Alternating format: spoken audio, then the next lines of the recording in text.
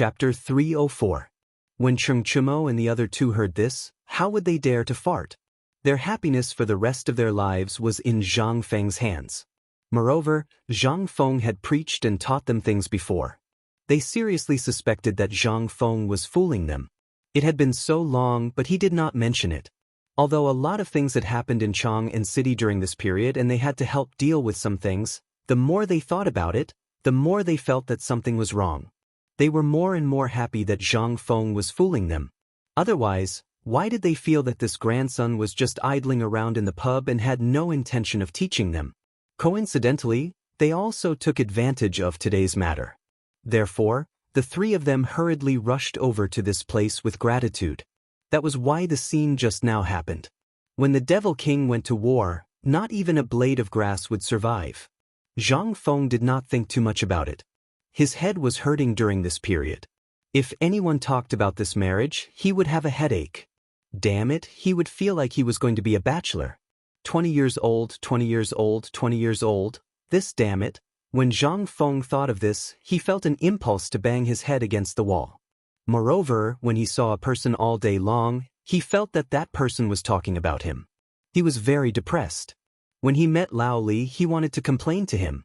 However, this time, he was either egging him on to mess with the school or encouraging him to do this and that. It was not easy to persuade Lao Li to leave. Good heavens, he waited for these fools to come.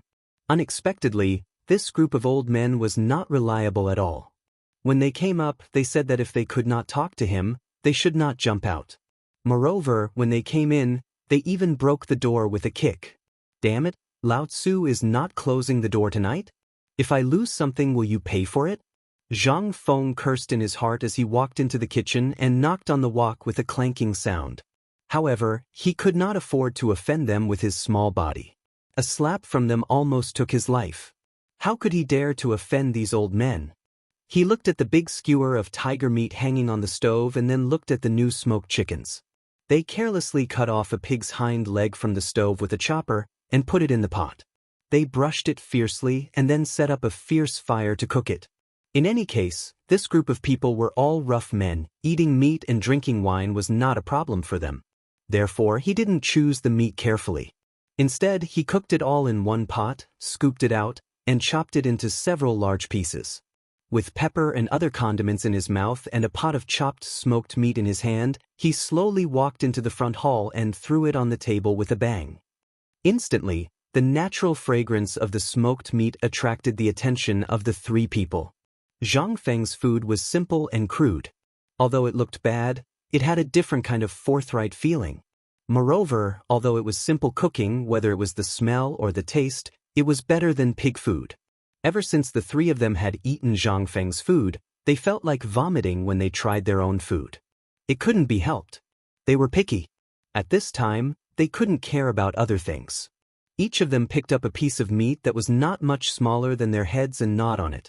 While gnawing, the three of them even stepped on the stool with one foot.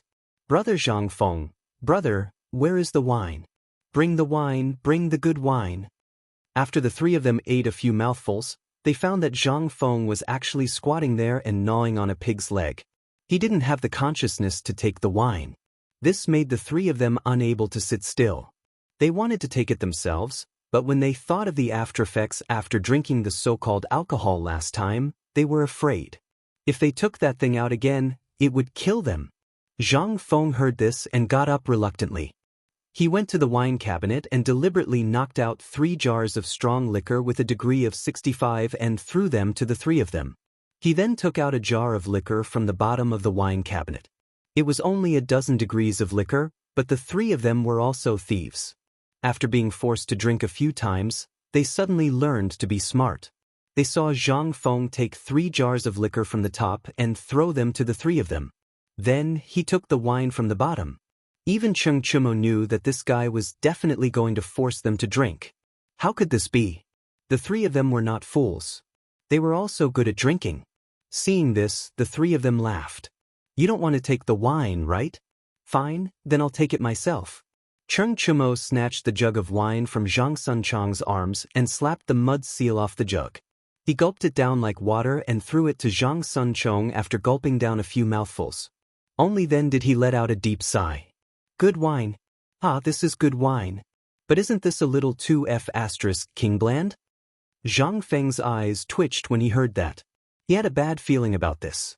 While Zhang Feng was dumbfounded, Chen Chumo took a jar of wine from the top of the wine cabinet and squatted in front of the dumbfounded Zhang Feng. Zhang Feng's legs started to tremble. The wine on the top. Damn, that was liquor with more than 70 degrees. He was finally being pecked in the eyes by an eagle.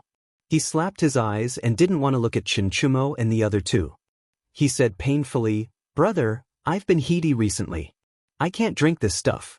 Are you trying to kill me?" Hearing this, Chen Chumo didn't know what Zhang Feng was going to do. He glared and straightened his back. He kicked Zhang Feng's stool and shouted, "Brother, we're brothers. We're brothers in life and death, aren't we? Just tell me whether you think highly of us or not. Although you're about the same age as us, you're a little older than us. You have the nerve to take the wine from the bottom?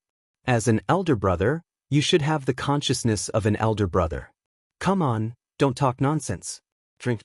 What else could Zhang Feng say? He gritted his teeth. He closed his eyes and slapped the mud seal off. He shouted as if he was going up a mountain of knives. Drink? Who doesn't drink? Who's the grandson? Chapter 305. Sometimes, when it came to alcohol, it was a good thing. Just like that, Zhang Feng, Chen Chumo and the other two were drinking merrily as if nothing had happened. Chen Chumo and Zhang Sunchong were veterans at drinking. Today, they came prepared. They wanted to drink Zhang Feng until he was drunk. Revenge for last time. No matter how Du Go tried to persuade them, it was useless.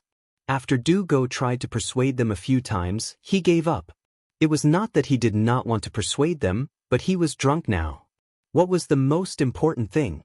Zhang Sun Chumo whispered in Du Go's ear. If you want to learn Zhang Feng's skills, then you have to drink. And you have to serve Zhang Feng well. Otherwise, who knew what kind of trouble this kid would cause? They were afraid. At this time, Zhang Feng drank half a jar of wine in one breath. He did not even know his surname. Brother, you are awesome. Lao Tzu can't drink anymore. You guys drink. Brother, I'll lie down for a while. Lie down for a while. As Zhang Feng spoke, he wanted to get up. But before he could get up, he lay down on the table. Du Go, who could not wait any longer, hurriedly asked, "Brother Zhang Feng, didn't you say last time that you wanted to teach me mathematics?" You see, Zhang Feng was annoyed by Du Go. He waved his hand and said, "What's the rush? Why the F***ck are you grumbling like a monk? Come. You want to learn mathematics, right? Come, bring me paper." Du Go, Tang Sun Chong and the other two heard this and their eyes flashed with joy. They hurriedly took a pen and ink from the counter. Zhang Feng also dizzily dipped some ink. He bit the tip of the pen and thought for a while. Then he wrote on the paper, 9 to divide, 1 to 1, 1 to 10, 2 to 5, 2 to 10, 3 to 31. 9 to 1, 9 to 10, 9 to 10. In front of Du Go and Zhang Sun Chong's dumbfounded gazes, Zhang Feng spent almost an hour in a daze before he finally managed to figure out the division table. Halfway through, he drank a bowl of soup made with green oranges and eggs. Only then did he sober up a little. Otherwise, he would have fallen asleep long ago. And at this time, could Du Go let him sleep? He could not. Therefore, after he finished writing the division table, Zhang Feng ran to the backyard, grabbed his throat with his fingers, and forcefully spat out everything in his stomach. Only then did he feel slightly better, and most of his drunkenness sobered him up. But he was still a little scared. Damn it. Luckily, he had a deeper memory of this era. Moreover, ever since he confirmed with Lao Li that he wanted to set up this school, he had made preparations beforehand. Only then did he subconsciously write the division table. He picked up a bucket of water and poured it over his head. Instantly, his whole body trembled and he woke up from his drunkenness. Drenched in water, Zhang Feng leisurely walked into the hall while Du Go and the others stuck their butts out to study the division table. Seeing Zhang Feng come in, Du Go hurriedly grabbed Zhang Feng and asked, "Brother, this is mathematics?" Let me tell you. It's not that Zhang Feng is bragging, but this thing, as long as you can memorize it and combine these numbers to make the correct division, When you reach 3 digits, you can instantly calculate it in your mind. Then, you can F*King graduate. So simple? Du Go was stunned. Mathematics? He had only seen it in some books, and there were only a few records. But this was the first time he saw such a complete division table. What was this? This thing, let's not talk about whether it could be as awesome as Zhang Feng said.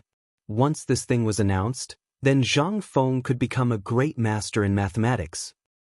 He gave it to me just like that? Du Go doubted the authenticity of this thing. Not for other reasons, but because Zhang Feng was too F*King bragging. He seriously doubted whether this thing was as simple as it seemed. He was not drunk yet. He had to drink him until he was soaked. Otherwise, he would not be at ease with this thing. Come on, brother Zhang Feng. You are my benefactor in this life. Come, little brother, let me toast you. Good. Seeing that he had finally led this bookworm, who was even more talkative than Tang Sanzang, astray, Zhang Feng was also happy. With a wave of his hand, he poured him a big bowl. And with the division table, if Du Go could really calculate the division within 3 digits in an instant, Zhang Feng dared to guarantee that Du Go would definitely become the most awesome existence in this era. Not for other reasons, but because all the accounts, as long as he went through them once, he could easily calculate the intricacies within. Wasn't this awesome? Even if his descendants were amazing mental arithmetic masters and mental arithmetic prodigies, without 7 to 8 years of practice, they would not be able to do this. Although Zhang Sun and Cheng Chumo were not too interested in these things, seeing that Du Go had gotten what he wanted, they could not help but feel anxious again. Brother, come, big brother will toast you too. But, Iron Bull. Big brother, I'm not boasting with you. If you want to learn mathematics, then forget it. I still have something here.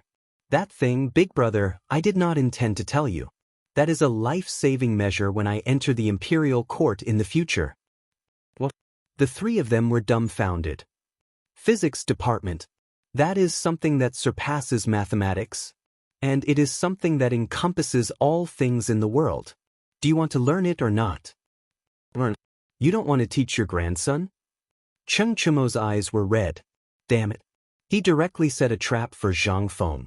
Zhang Feng also lost his temper. He slammed the table and roared, Good. Damn it, your grandson doesn't want to learn. Let's go, let's stop talking nonsense. Let's go find some fun. Zhang Sun was smart. He saw that Zhang Feng was almost done drinking, but he was still a little short of that realm. They still had a very important mission today. That was to bring his brother to the brothel. To break his chastity. And now was not the time to talk about this. No matter how awesome he made it sound, the other party would either be asleep or sober. In the end, everything he said would be for naught. He might as well pull him onto this pirate ship first. As long as he was on this ship, wouldn't Zhang Feng forget about home? When Cheng Chumo heard this, how could he not understand the meaning behind it? He patted Zhang Feng on the shoulder. Let's go, let's go. Brother, I will bring you to a good place. A paradise on earth. Really? Zhang Feng's eyes were red, and he asked with a drunken stupor. Cheng Chumo and Zhang Sun patted their chests loudly. Brother, would we lie to you? Let's go, let's go. Lead the way. Chapter 306. Du Go was hopeless. Now, he was completely immersed in the physics that Zhang Feng had mentioned. Although he was very curious about the physics, he only subconsciously thought that it was definitely the so-called martial arts of the boorish man. He despised those things from the bottom of his heart. He took the initiative to take the responsibility of guarding the door, so that they could go out freely. Hearing this, Zhang Sun Chong and Cheng Chumo raised their hands in agreement. They did not want to do such a joyous thing. Why would they put a fly on the side when they had nothing to do? Just like that, the 2 of them carried Zhang Feng and walked slowly out of the tavern. When they walked out of the tavern, they realized that the banquet outside had already ended. The sun had also moved from the top of their heads to the west. On the street, a group of bare-chested men were holding palm leaf fans or straw fans, swaying back and forth on the street. It seemed that they had eaten too much and were now digesting the food. However, at this moment, they saw Cheng Chumo and Zhang Sunchong carrying Zhang Feng out of the tavern. They followed the gaze of the three of them and saw that the door of Zhang Feng's tavern had been broken into pieces and was still piled up at the door. Zhang Feng was quite popular. At this moment, when they saw this, everyone was shocked. Although they were afraid of the stubbornness of these two devils, Zhang Feng was being carried by them. They did not know if he was drunk or something, but now he was calling these two guys brothers? How could this be? Uncle he could not help but pick up a stick. Although his legs were shaking, he still stood on the road and blocked Cheng Chumo's path. Two masters? Did Feng offend the two of you in any way? If that's the case, I'll help him. Get out of here. Cheng Chumo had a bad temper and was a stubborn child. At this moment, when he saw that a slave dared to block his path, he could not help but wave his hand in annoyance. They were waiting for Zhang Feng to treat them to a drink and also wanted to see the so-called physics knowledge. Who would not be annoyed when they were suddenly blocked? But this time, Uncle he did not retreat. Although the cold sweat on his face had wet his chest, he still did not retreat. At this moment, the dog took out a stone from nowhere and threw it at Cheng Chumo's big butt from behind. Cheng Chumo grimaced. But before he could turn around, Zhu Zi also picked up a handful of stinky, maggot-infested black mud from the roadside and smashed it on Zhang Sunchong's face. In an instant, these two guys were furious. Damn, little bastard, you dare to hit me? Believe it or not, Grandpa will feed you. Beat him. Say Fengzi. At some point, the old scholar held a bamboo pole and hit Cheng Chumo with it. Although Cheng Chumo did not faint, at this moment, he saw stars. Fengzi has been caught by the devil. Save Fengzi for me. The men in Guanzhong were so united. Even if Zhang Feng had only given them a little favor, when they saw that Zhang Feng was taken away by bad people, they could not sit still. Even if they knew that they might lose their lives, they would still try to save Zhang Feng from the tiger's mouth. As the crowd dodged their gazes, they rushed forward. Although the two of them were stubborn, it was only Cheng Cheng's words. When it really came down to it, they didn't dare to make a move. What should they do? If they killed one of them with a punch, although the authorities would not do anything to them, the god of plague at home would skin them alive. Involuntarily, the two guys finally woke up and hurriedly shook Zhang Feng awake. Zhang Sun even pinched Zhang Feng's tongue with his finger, making Zhang Feng spit out the wine in his stomach. Only then did they get out of the predicament. Zhang Feng woke up shakily and saw that he was surrounded by so many familiar faces. He could not help but be stunned. Old scholar? Old he, Zhuzi's father? What are you doing? Fengzi, how did you offend these two gods of plague? Quick, don't be afraid. Even if I have to risk my life, I will save you. Quick, let Fengzi go. Otherwise, Lao Tzu will smash you to death. Although Zhang Feng still did not understand what happened here, he vaguely remembered some time. He hurriedly explained. Fellow villagers, you misunderstood. We're brothers. We're tired of drinking in the tavern, so we're going to find a better place to drink. Let's go. Let's all go. Today I, Zhang Feng, will treat everyone. If anyone doesn't go, they'll be looking down on me, Zhang Feng. Zhang Feng roared while swaying unsteadily. This time, everyone was dumbfounded. Was there a *king mistake? However, the old scholar was still worried. After all, the shadow of a human and the bark of a tree. Neither of these two was good. At this time, Zhang Feng was obviously guilty. What could he do with Zhang Feng at this time? Fengzi, tell me honestly, what are you doing? Where are you going to drink? Old scholar, Cheng Chumo gasped and said, what do you mean? Are you going to buy Fengzi? Didn't we hear that Fengzi was too embarrassed to agree to this marriage?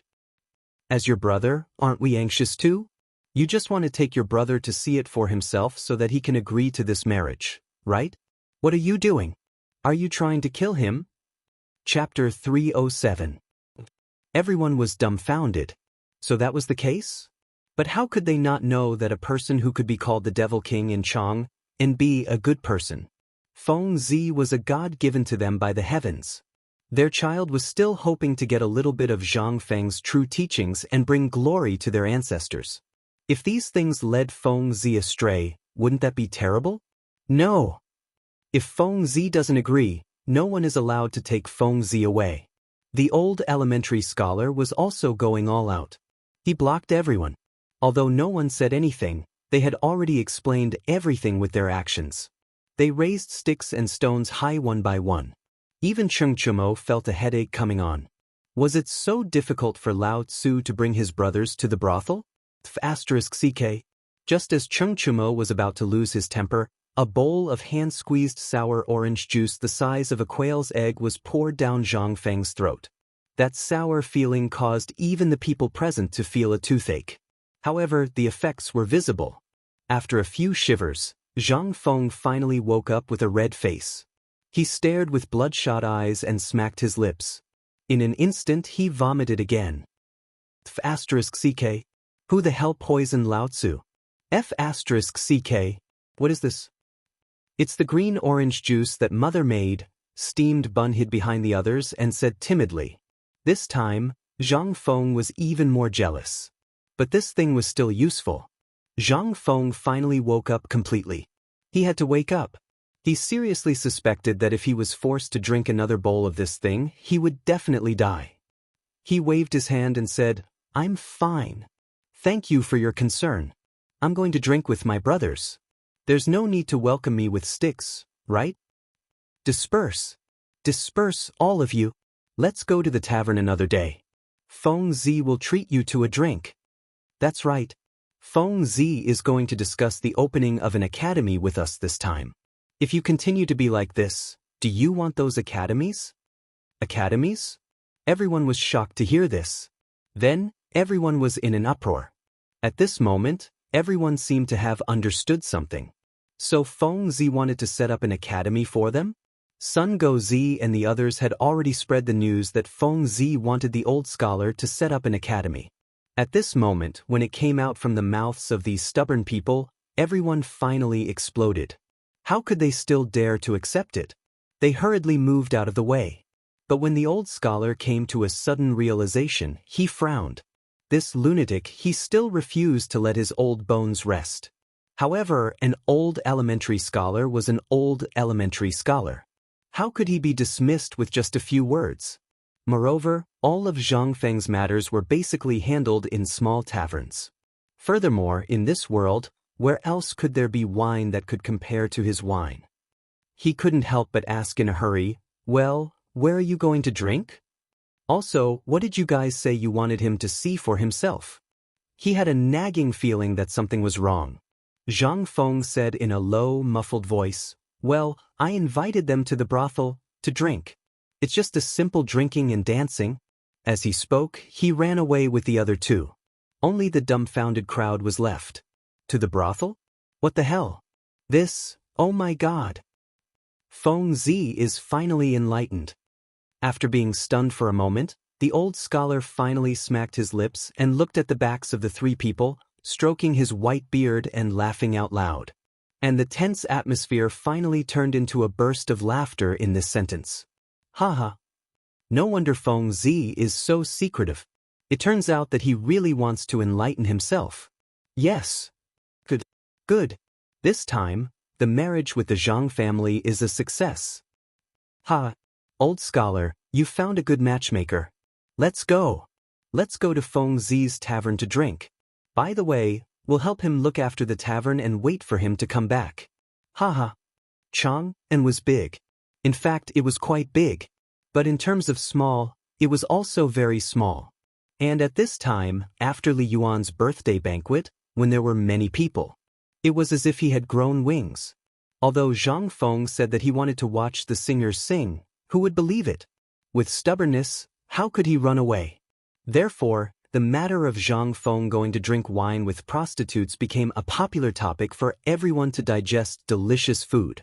Finally, Zhang Feng didn't want to be a monk anymore. He was finally enlightened. Among them, the most excited ones were none other than the old elementary scholar and the others. But when this matter was blown to Li Shimin's ears, Li Shimin was dumbfounded. Are you sure that Xianxia and Zhang Sun took Zhang Feng to drink wine with prostitutes? In the corner of the imperial garden, little Gizi called Li Shimin to the side and deliberately turned his back to Li Yuan. This matter was seen by my subordinates with their own eyes. So it should be true. Hearing this, Li Shimin, he couldn't help but burst out laughing. Ha!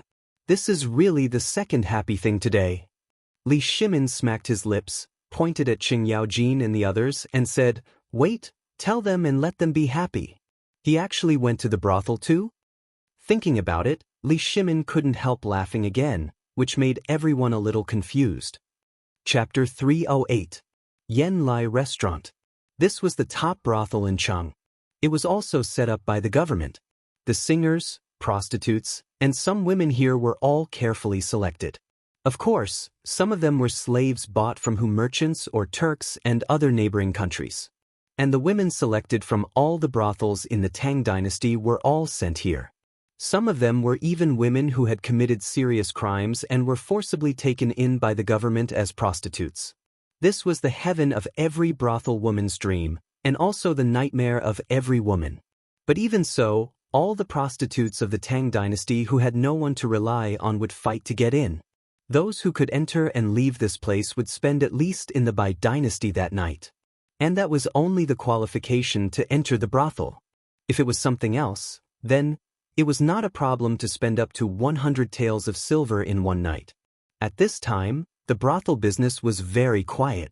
The servants, as well as the gorgeously dressed women who welcomed customers at the entrance of the street, were all listlessly touching their bellies and squatting in the shade to digest their food. They naturally went to the banquet just now. But at this time, loud laughter came from the corner of the street not far away. Although this was not normal, how many people would come here at this time? So it did not attract the attention of the crowd. But when Cheng Chumo's voice fell into the ears of the brothel keeper was furious. She hurried out of the brothel and was instantly stunned.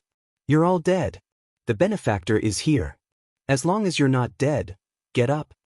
She cursed everyone with vulgarities and shouted at the brothel keeper, "Girls, Master Chen and Master Sun are here. Get the hell out here." In an instant, the brothel was full of chatter. And the brothel keeper did not have time to wait. She waved her handkerchief, and a pair of squinted eyes and a smile like a chrysanthemum came to greet them. "Oh, this morning, I heard the cries of magpies outside the window. I thought it was something big. It turns out that Master Chen and Master Sun are here." "Ha! Your big business is here." Zhang Sun Chong and Cheng Chumo were obviously regulars here. He laughed heartily as he pulled out a banknote worth 10 taels from his bosom and stuffed it into the procuress's hand. In an instant, the madam who looked like a ghost laughed miserably. In any case, Zhang Feng vomited. He almost didn't want to go. However, with 2 mechanical arms holding him down, he did not even have the chance to break free. After seeing the banknotes, how could those women sit still? A vast expanse of them stuck to him. The 2 of them still had a conscience. He pointed at Zhang Feng and said, "Today, this is the main character. Madam, if you don't serve Lao Tzu well today, do you believe that I won't smash your brothel tonight?" Others did not know Cheng Chumo's identity, but the procuress did. Moreover, she had seen the crown prince in fear and had come here countless times with these 2 guys. Even if she ate a bear's heart and a leopard's gall, she would not dare to offend Cheng Chumo and the others. However, at this time, he was with a stranger.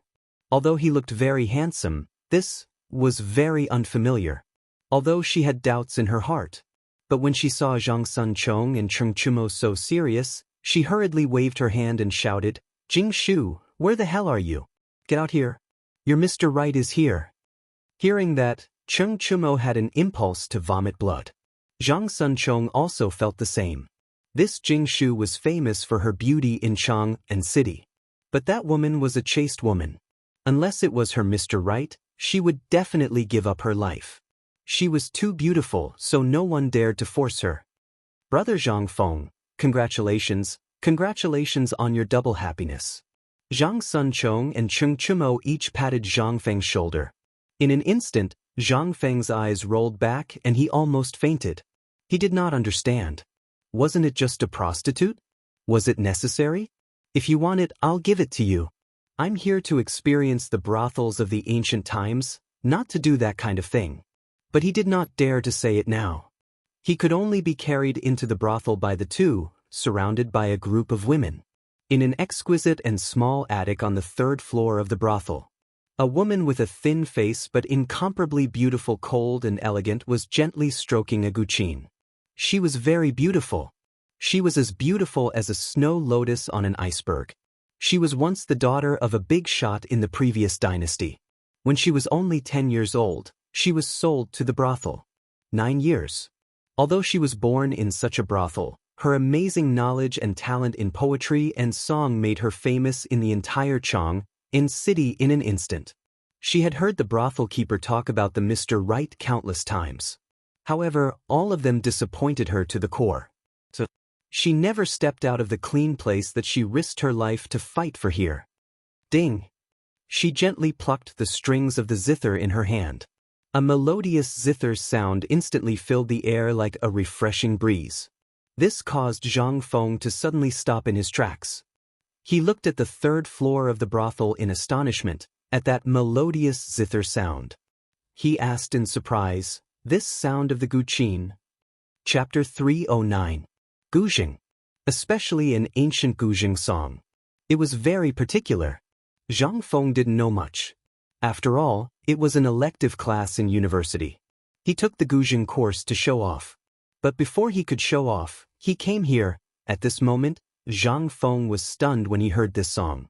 It was the song that made him famous by the school bell, 18 beats of the Wuxia. At this moment, wasn't it similar to the time when he heard this Guzheng song in his memory? It was just that, things were still the same, but people were no longer the same. At this moment, everyone saw that Zhang Feng was so intoxicated by this song. Cheng Chumo and Zhang Sun were naturally very proud. "Did you see that? My brother knows this song. Go and call Jing Shu out."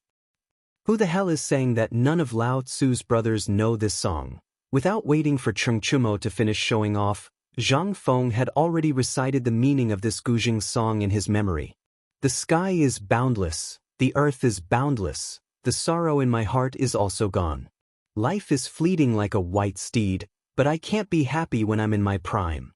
I want to complain to the heavens. The blue sky is not faded, I look up at the clouds in the sky. Who can pass on the 9 beats of nostalgia?" Zhang Feng's voice wasn't loud, but every word was sonorous. In fact, his thoughts at this time were just quiet in the past. In his memory, that cold girl sat indifferently by the window on the third floor, quietly playing this sad song. And because Zhang Feng wanted to show off, he climbed over the wall and ran to the lawn outside the female dormitory to play with the school bell. Although he didn't know if the school bell knew his name in the end, Zhang Feng had no regrets. Because at this moment, the sound of the Guzheng reminded him of those brothers in his gradually blurred memory. It also made him remember his identity at this time. That was enough, and in the attic on the third floor, the sound of the zither trembled slightly, as if she was very excited and hurried.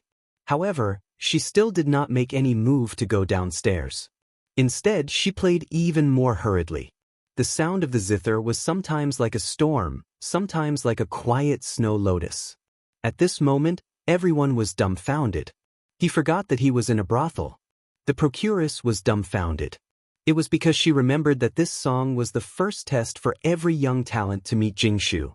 Zhang Feng was the only one who could cause such a huge disturbance in her zither strings. And he remembered one more thing. When the son of a high-ranking official wanted to marry her, Jingshu climbed onto the roof and stubbornly pressed a dagger against her heart. She also set a rule on that day. Whoever could make her play the second song would have the right to step into her loft. She would marry anyone who could unravel her Chu-yi. But what about today? Could it be? This mysterious person who could be accompanied by the son of a duke, was he really Jingshu's destined one? The procuress was shocked. And at this moment, the more terrifying thing was yet to come. Because at this moment, not only did Zhang Feng solve the first song, but he also played the second song according to Jingshu's song like a fool. The third song. The fourth song. Finally, Cheng Chumo could not take it anymore. He yawned, hugged the two women, and went to have fun alone. And at the 6th hour, Those who could stand on the first floor had long disappeared. As for Swallow Descent Building, it had long been sealed off by a command medallion from Zhang Sunchong. It was better if fewer people knew about such a shocking thing. After Zhang Sun arranged everything, he hugged the two women and went up to the second floor. Finally, the procuress, who was sitting on the stairs and dozing off, and the women who had no business today all left. When the lanterns were lit, only Zhang Feng was left in the entire brothel hall. And at this moment, the song finally stopped. Unknowingly, a refreshing fragrance wafted over, and a woman in an ice blue dress slowly walked down the stairs. And at this moment, Zhang Feng slowly came back to his senses, but when he looked at the woman, he went completely crazy. Your Sun Xiaoman? How could there be such a coincidence? Wasn't she the school belle? Damn it. Crazy. Am I crazy? Or has the world gone crazy? Isn't this 2F** king crazy? Jingshu saw Zhang Feng so shocked, and a trace of disappointment flashed in her eyes, but she still went forward and bowed to Zhang Feng. This concubine's name is Jingshu. I am not the Sun Xiaoman that young master spoke of. Cold. The coldness in her words. Zhang Feng could not help but shudder. It was a person. This was definitely a person. Although he did not say a word to the school bell in his previous life, he had heard and seen the school bell's speech and singing videos. At this moment, goodbye. But things were still the same, but people were different. Zhang Feng took a deep breath. He also bowed deeply. Miss Jingshu, I am Zhang Feng. Prince Zhang. I wonder if you would rather know the name of the song just now? Zhang Feng nodded. This is the 18 beats of the Wuxia, written by Kai Wenji. I wonder if I am right, Miss Jingshu? Jingshu's eyes were shining, as if she wanted to see through Zhang Feng. A moment later, when Zhang Feng felt uncomfortable all over, Jingshu said softly, "It is cold at night, may I invite you to the boudoir to talk in detail?" Chapter 310. The room was not big. There was only a flower bed, a tea set, and a table and chairs. The rest could be discussed. It looked so poor. It was simple and plain. After Jingshu invited Zhang Feng into the room, she boiled a small pot of tea. He made some tea foam and placed it on top of an oil lamp to burn it. Although it was inferior tea from the Tang dynasty, the way she boiled the tea was different because she was beautiful. The tea would definitely be fragrant and sweet. During this period, Zhang Feng watched Jingshu's every move. Jingshu was also carefully boiling the tea. Jingshu was very beautiful. Her long eyelashes covered her small but memorable eyes. Her eyes were so clear that no evil thoughts could be seen in them. What does Prince Zhang do for a living? I heard that there is no such person as Prince Zhang in Chang'an City. But I just learned that you are acquainted with Cheng Tiniu and the others? Jingshu asked very directly. Zhang Feng was a little confused. Why was she not following the script? Didn't she ask about the lyrics first? Could it be that she was really a transmigrator? Zhang Feng was excited at the thought of this. If he could really meet a transmigrator, and it was the school belle of his previous life, then it would be awesome. This world would not be so lonely. Zhang Feng thought for a while. He said, I was originally from Liang province. A few years ago, there was a mountain flood. I was learning from my master outside, so I avoided the disaster. After I finished my apprenticeship, there were many places I could go. I remember that there was a business in Chang, and that had been shelved for many years.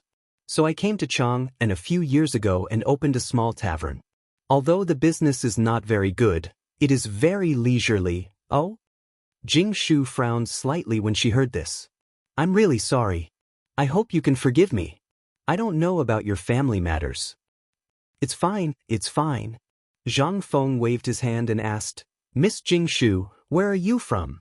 Why were they in this Swallow Descent restaurant? Looking at Miss Jingshu, she is not a prostitute. Why was she born in a prostitute? To tell you the truth, when Jingshu was 10 years old, she was sent here because her family used to be a high-ranking official of the previous dynasty. And because Jingshu used to learn zither, chess, calligraphy, and painting from the geisha here, she was blessed by the ancestors. Because of her talent and intelligence, this little girl was able to find a place to stay in this dusty place. Then, Jing Shu told Zhang Feng everything that had happened to her, including her age. Zhang Feng couldn't help but feel a little strange. Didn't the women of this era care a lot about their own information? Why did he ask about her family the moment he met her, and then report his birthday to a stranger? This isn't right. Was the Tang dynasty so liberal? Or was she testing him? Zhang Feng couldn't help but ask, I wonder if Miss Jing Shu has ever heard of a musical instrument called the piano? He was looking forward to Jing Shu saying it out loud or nodding her head. But he was wrong. This woman was a woman from the great Tang, a woman through and through. Although he was disappointed. But Zhang Feng didn't feel too much despair. After all, transmigration wasn't just a visit. Then he chatted with Jing Shu for a while with a lack of interest and then took his leave. He really couldn't stand that kind of silence. He was afraid that he wouldn't be able to control himself. Goodbye, Jing Shu. He went downstairs. But he met Du Go, who had a strange look in his eyes. Brother Zhang Feng, you went into Miss Jing Shu's room? What's wrong? Zhang Feng asked. Du Go did not reply, instead sizing up Zhang Feng from head to toe, left to right, and asked, You've only been up there for less than 2 hours and you've already come out? Didn't you do anything? I drank a bowl of tea. Bing, are you drunk, or are you suffering from hysteria? Why are you talking so weirdly today? I'm weird? Du Go exploded. Do you know what it means to be able to enter Miss Jing Shu's room? Do you know how many people in the Tang dynasty have designs on Miss Jing Shu? Do you know? Without waiting for this angry lemon spirit to finish, Zhang Feng interrupted him and asked, Can we talk properly? What ability does Miss Jing Shu have? You don't know? This time, it was Du Go's turn to be confused. Zhang Feng spread his hands honestly. Du Go almost spat out a mouthful of blood. He pulled Zhang Feng to sit on a stool on the first floor and said, Brother, you're awesome. Do you know that Jing Shu is the most important woman in the hearts of all the stubborn men in Chang and City? All the stubborn men fought once for Jing Shu, but in the end, for some reason, all of them signed a silent agreement. That is, only someone who can really use his own talent to break Jing Shu's zither song is qualified to marry her. Zhang Feng was stunned. Are these King stubborn idiots? Isn't it just a song? What's so difficult about it? Difficult? Du Go really wanted to hammer Zhang Feng to death. He stared at Zhang Feng with bloodshot eyes and said, Do you know that Miss Jing Shu's song is the only copy? Rumor has it that it was passed down to her by an old palace made after she accepted Jing Shu as her disciple. Even if the princess wanted to learn, she wouldn't pass it down. How difficult do you think this song is? Zhang Feng was speechless. On the other hand, Du Go's face was like a dog's. He said word by word, Do you know that once someone breaks Jing Shu's song, it means that Miss Jing Shu is going to marry him? No matter who he is, no matter who he is, no matter how old he is. Zhang Feng spat a mouthful of old blood on Du Go's face. What did you say? Chapter 311. Zhang Feng was dumbfounded. What kind of *T logic was this? Wasn't it just the 18 beats of the Wuxia? Did she want to marry someone just to break this tune? What if the other party was an old man who was about 80 or 80 years old, with half his neck in the ground? Mother F***er, you still want to marry him? F***ck. What the F***ck? What kind of F***king rule was this? Not only that, Zhang Feng thought of a horrible thing. Was it the rule that Du Go had mentioned before, the one that all the stubborn people in Chang and had to obey? Had he unintentionally broken it? Zhang Feng felt a little dizzy. He could not help but think of the real stubborn people in Chang and City. Zhang Sunchong, Cheng Chumo, Wei Shuyu, and the freak Du Go. These four were the real leaders of the stubborn people in Chang and City. Although these men usually did not show off, they controlled all the stubborn people in Chang and City. What the F***ck? Why the F***ck did I come here for nothing? I'm really here to look for excitement. Thinking of this, Zhang Feng hurriedly asked, Brother, is it too late for me to back out now? It's too late. Now that you think about it, I'm here. What does that mean? All the stubborn people in Chang and City know about this. Seeing that Zhang Feng wanted to run, Du Go said dejectedly, Don't even think about running. Now that the door is closed, you can't get out of Chang. Tomorrow morning, if Tiniu and Zhang Sunchong take action, you might still have a whole corpse. Chen Tiniu taking action, what good would it do? Zhang Feng wanted to cry. Why the F***ck did I come here for nothing? Why did I come here for nothing? F***ck. They were all gods of plagues. He could not even hide from them, but now he had unintentionally offended these men. Cheng Chumo, Zhang Sunchong, and Wei Shuyu were all lustful men. If they knew about this, then Lao Zhou. Debing, you're the only one who has nothing to do right now. Brother, I have a favor to ask of you. Du Go rolled his eyes and asked, what is it? Hurry up and tell Lao Li about this. Tell him to look for Lord Zhang Sun immediately. Didn't he have dealings with the Lord Zhang Sun? We have to find someone to settle this matter. All right, that's easy, but what's the physics you're talking about? I want to see it for myself. Zhang Feng was about to agree. But when the words reached his mouth, he was stunned. Who would have thought that this guy would be so cunning? All right, you big pancake, you're trying to take advantage of the situation. But wasn't it just physics? Let me tell you. Go and do the experiment for me first. As long as you can complete this task for me, then what's wrong with Lao Tzu teaching you? What is it? Du Go was also trembling with excitement. After so much scheming, he finally managed to dig out 2 types of bows from Zhang Feng. Zhang Feng didn't waste any more words. He said, don't tell anyone else about this. Let me tell you. If you can make a 10-kilogram iron and 10 kilograms cotton throw down from 100 feet and make them fall to the ground at the same time, I'll pass it to you. But there's a requirement. On the cotton, other than the rope, you can't tie anything heavier than 1 kilogram. This was aerodynamics, which was also a kind of physics trick. If Du Go could really crack it, then it meant that he had a talent in physics. What's wrong with giving him some elementary school knowledge? After all, when the school was established, this grandson would be a ready-made free teacher. Sure enough. When Du Go heard this, he frowned deeply and started counting with his fingers. Zhang Feng patted him on the shoulder and said lightly, don't doubt the authenticity of this thing. What Zhang Feng, said, have you ever seen anyone bluffing? This is actually the most basic question in physics. If you can't even solve this, then I'm sorry, you don't deserve to be my, Zhang Feng's, disciple. This is the punishment for tricking Lao Tzu. You can slowly crack it. Zhang Feng looked outside the door. There were groups of patrolling soldiers. He didn't go back. He found an empty bedroom and fell asleep. But he didn't notice. Ever since he went downstairs, Jing Shu had been watching his every move. How could she not know Du Go's real identity? This little devil was being toyed around by him. Moreover, who was this old Li that he was talking about? After hearing Du Go's alarmist words, he immediately thought of a countermeasure and not just exclaimed in shock. This was out of Jing Shu's expectations. That Lao Li was Li Qingqian? Jing Shu couldn't understand. But at this time, she simply leaned on the bed frame and slowly savored the physics that Zhang Feng was talking about. 10 kilograms of iron and 10 kilograms of cotton at the same time? Interesting, your future husband. What kind of person are you to this song? Then what is this so-called piano? When can you come and marry me? When can I wear the wedding dress? Involuntarily, Jing Shu's face showed a touch of sadness again. The cold moonlight shone through the attic window and onto Jing Shu. The reflection fell on the first floor, where Zhang Feng was standing just now. And Du Go, like a wooden statue, stood on the first floor of the brothel. But everything that happened here had already awakened Li Shimin, who had fallen asleep long ago. Chapter 312. After a busy day.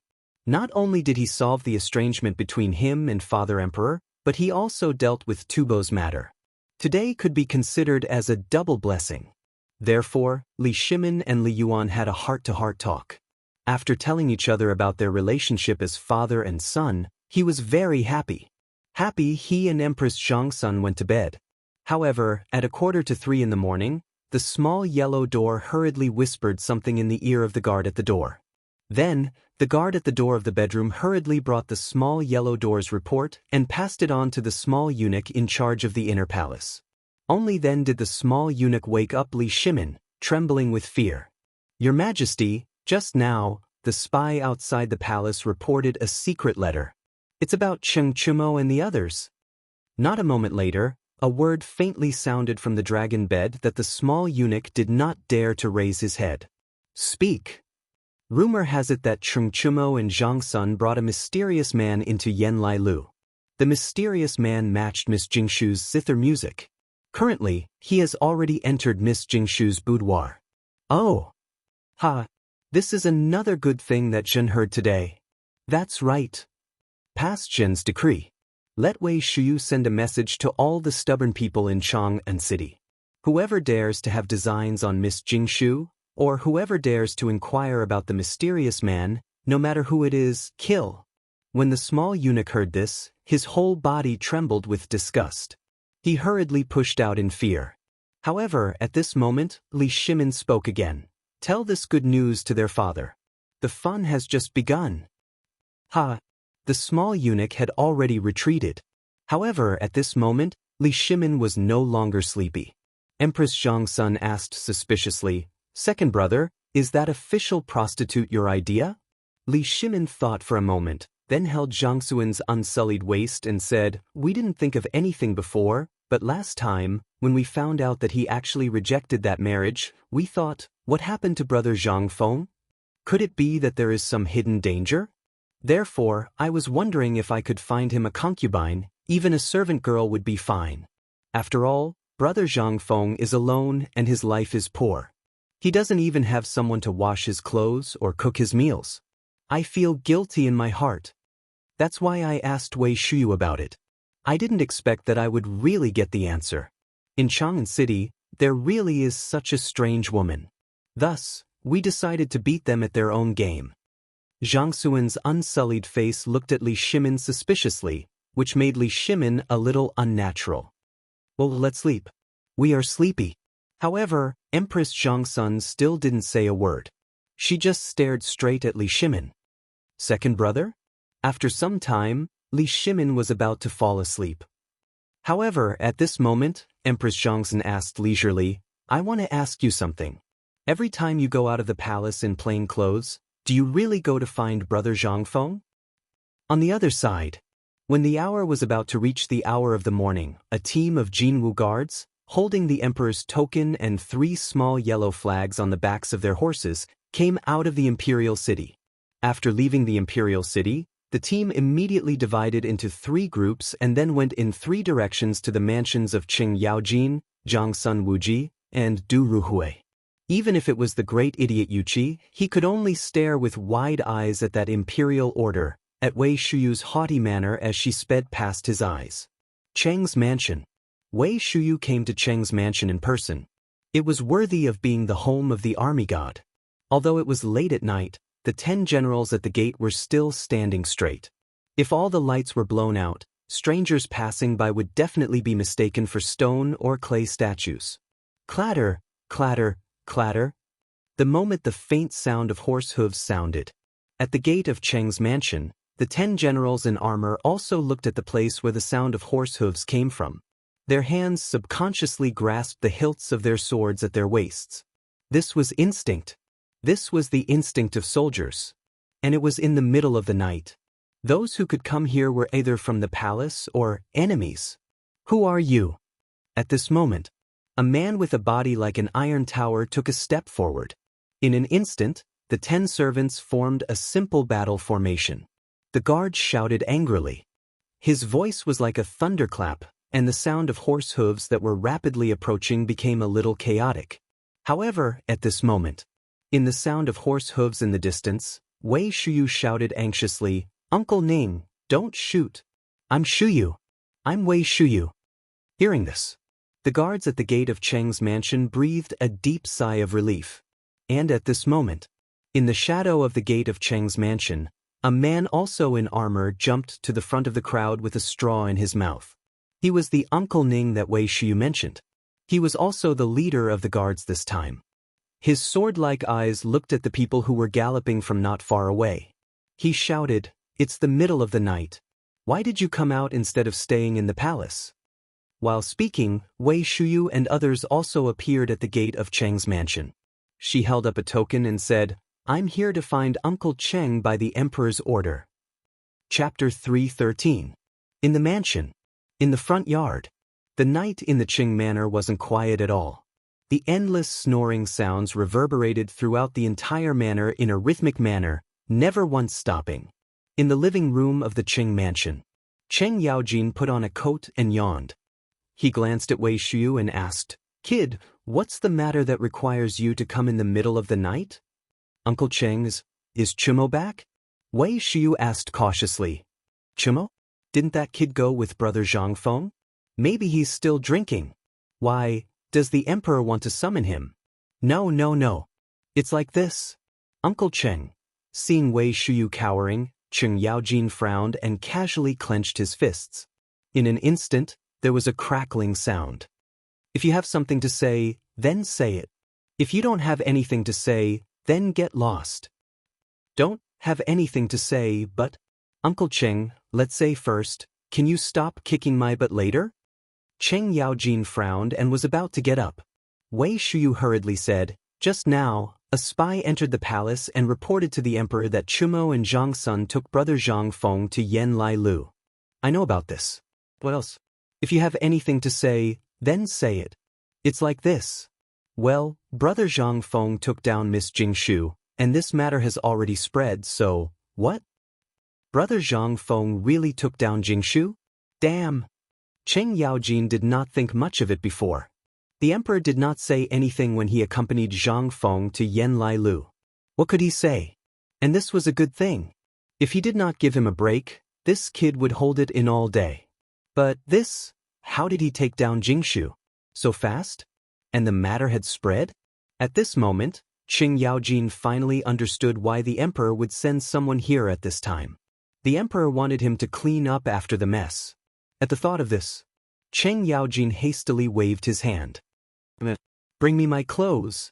While they were talking, Cheng Yaojin stood up and said, "You said that there is still Zhang Sun Chong. Did anyone go to Zhang Sun Mansion? And what's going on with Dugo?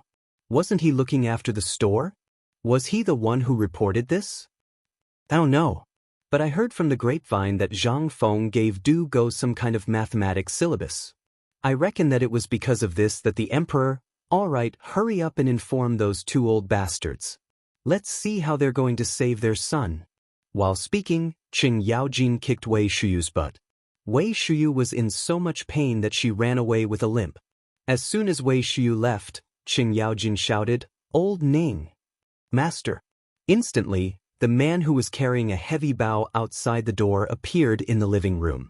Cheng Yaojin rubbed his chin and said, "It's not convenient for me to show my face in this matter. You immediately lead a few experts. You personally lead the team and surround Yen Lai restaurant for me. Other than those who come out, even a fly is blocked outside." "Yes." At the same time, Zhang Sun Wuji and Du Ruhui also received this news. They could not help but be somewhat dumbfounded. This Zhang Feng brother was awesome. His first move was a fatal blow. He had not even done anything yet. How many hours had it been?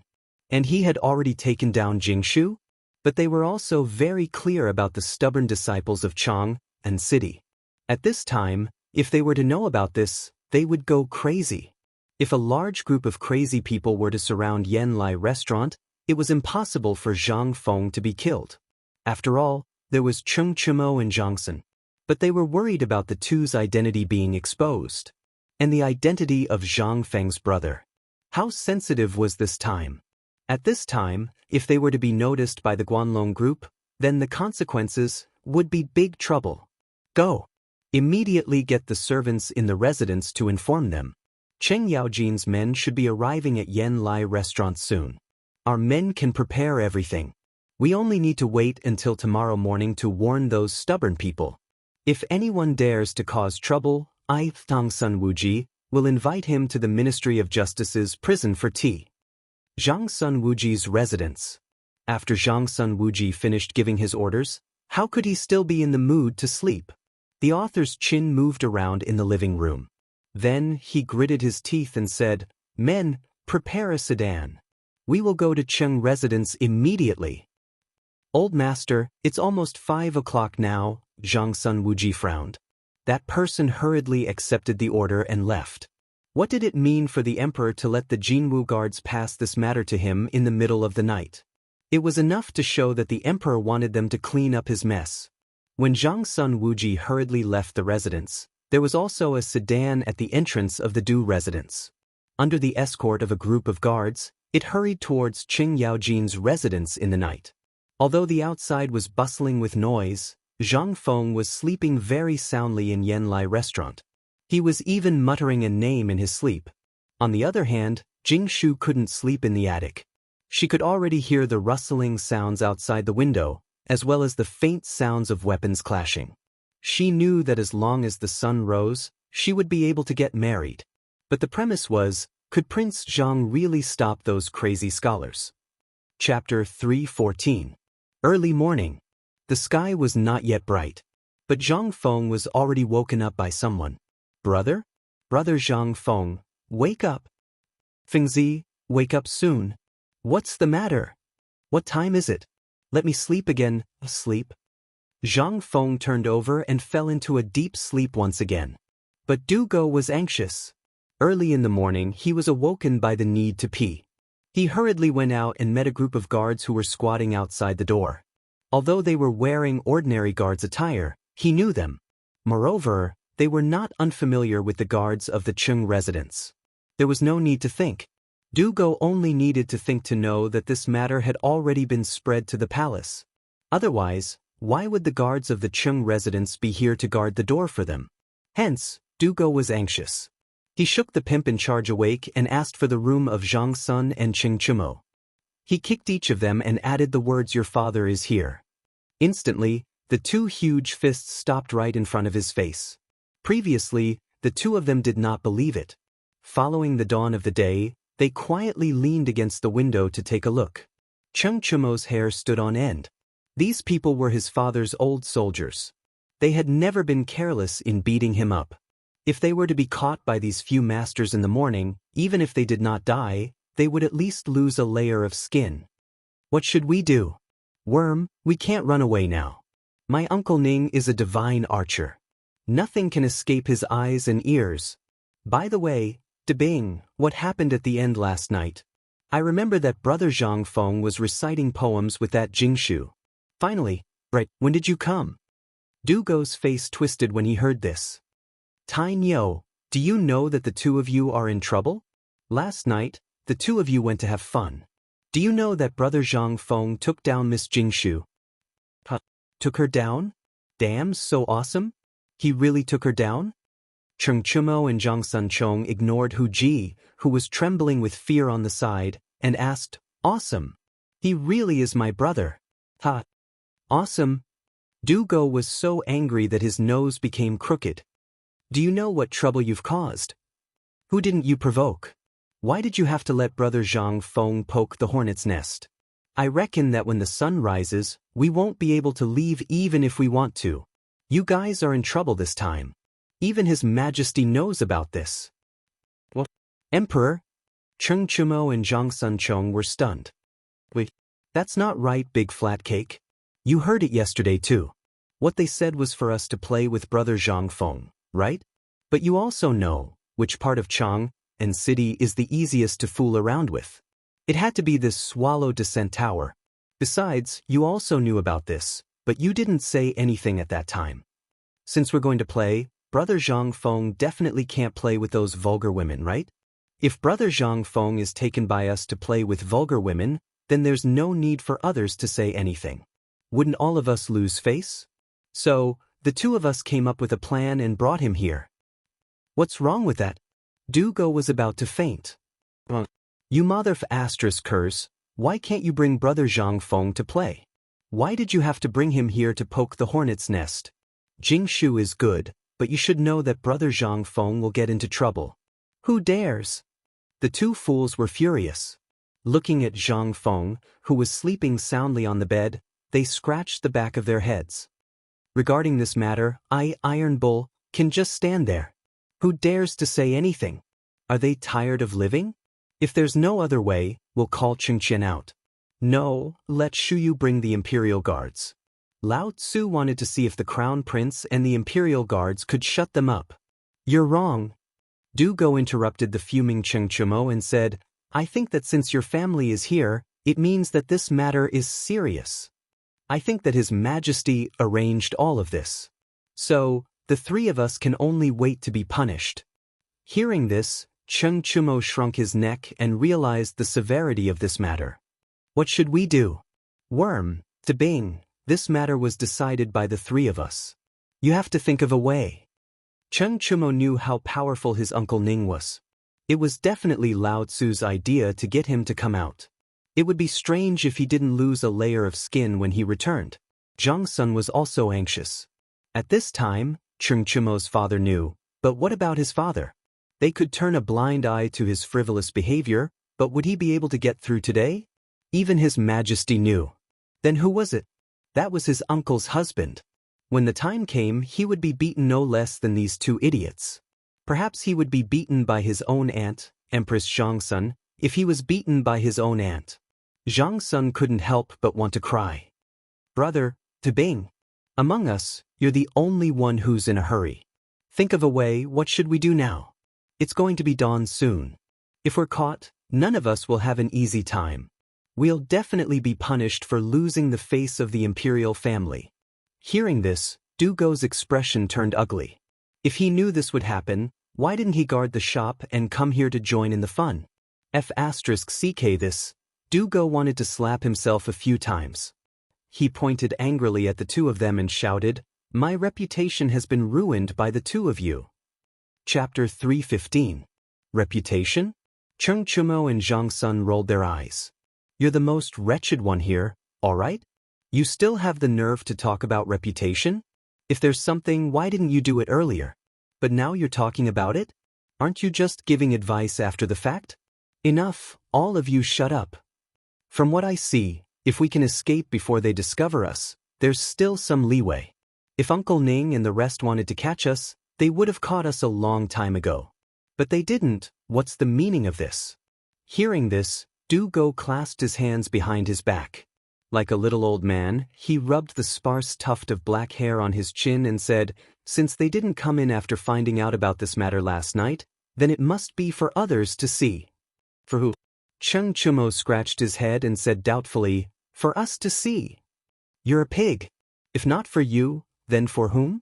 I suspect that on one hand, they're here to protect our safety and prevent those red-eyed stubborn people from rushing in. On the other hand, they want us to think of a way to escape after seeing them. If we can't escape, then someone will come in and stuff us into gunny sacks and secretly transport us out. Speaking up to this point, Du Go continued, If we end up in a gunny sack, I suspect that the place we end up at won't be Zhang Feng's little tavern. Brother Zhang Feng will definitely be sent back, but for us, I'm guessing we'll end up in prison. Have you thought about it?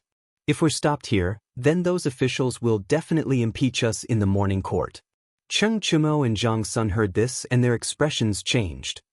Damn, Bing, we're good brothers. Think of a way. If I'm caught by my father, then I'll definitely be skinned alive. Zhang Sun said with a sobbing tone. Damn it, if he had known earlier, he wouldn't have brought Zhang Feng and his brother here. He originally wanted to show off in front of this group of stubborn people how his good brother had plucked the flower in their hearts. His stubborn identity was about to be exposed. If this was exposed, they would have to face the impeachment of all the officials in Chang'an City. After all, these puppies were all brought up by them. If his aunt, who was the empress, found out, the consequences would be incomparably miserable. Young masters, don't panic. I know a path that will allow you all to leave safely. Just when everyone was anxious, Jing Shu gently pushed open the door. It was as if she had heard everything that had just happened. No one had time to say anything. Cheng Chumo looked at Zhang Feng, who was sleeping with his mouth wide open.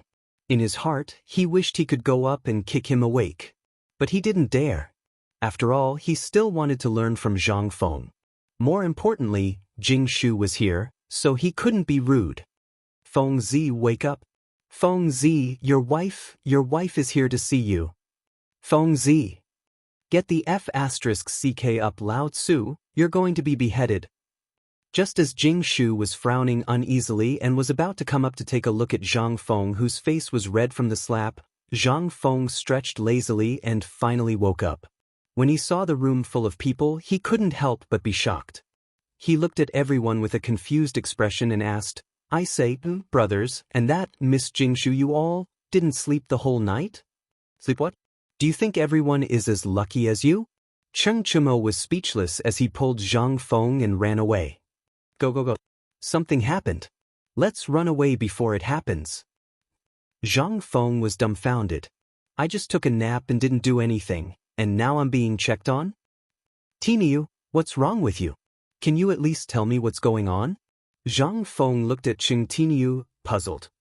"Oh, brother, you had a good sleep last night, but did you know that you stirred up a hornet's nest last night? Pooey, you're in big trouble. You're in big trouble." Cheng Chumo was about to say that he stirred up a hornet's nest, but when he saw Jingshu's cold gaze, he couldn't help but change his words. Zhang Feng was even more confused. He looked at Dugo and asked, "Debing, why don't you say it? Although you're very long-winded, I want to hear you talk now." This King Chintinu wasn't long-winded, but he couldn't even speak clearly. He was always in a hurry. What could he do? When Dugo heard this, he sighed and cupped his fists at Jingshu.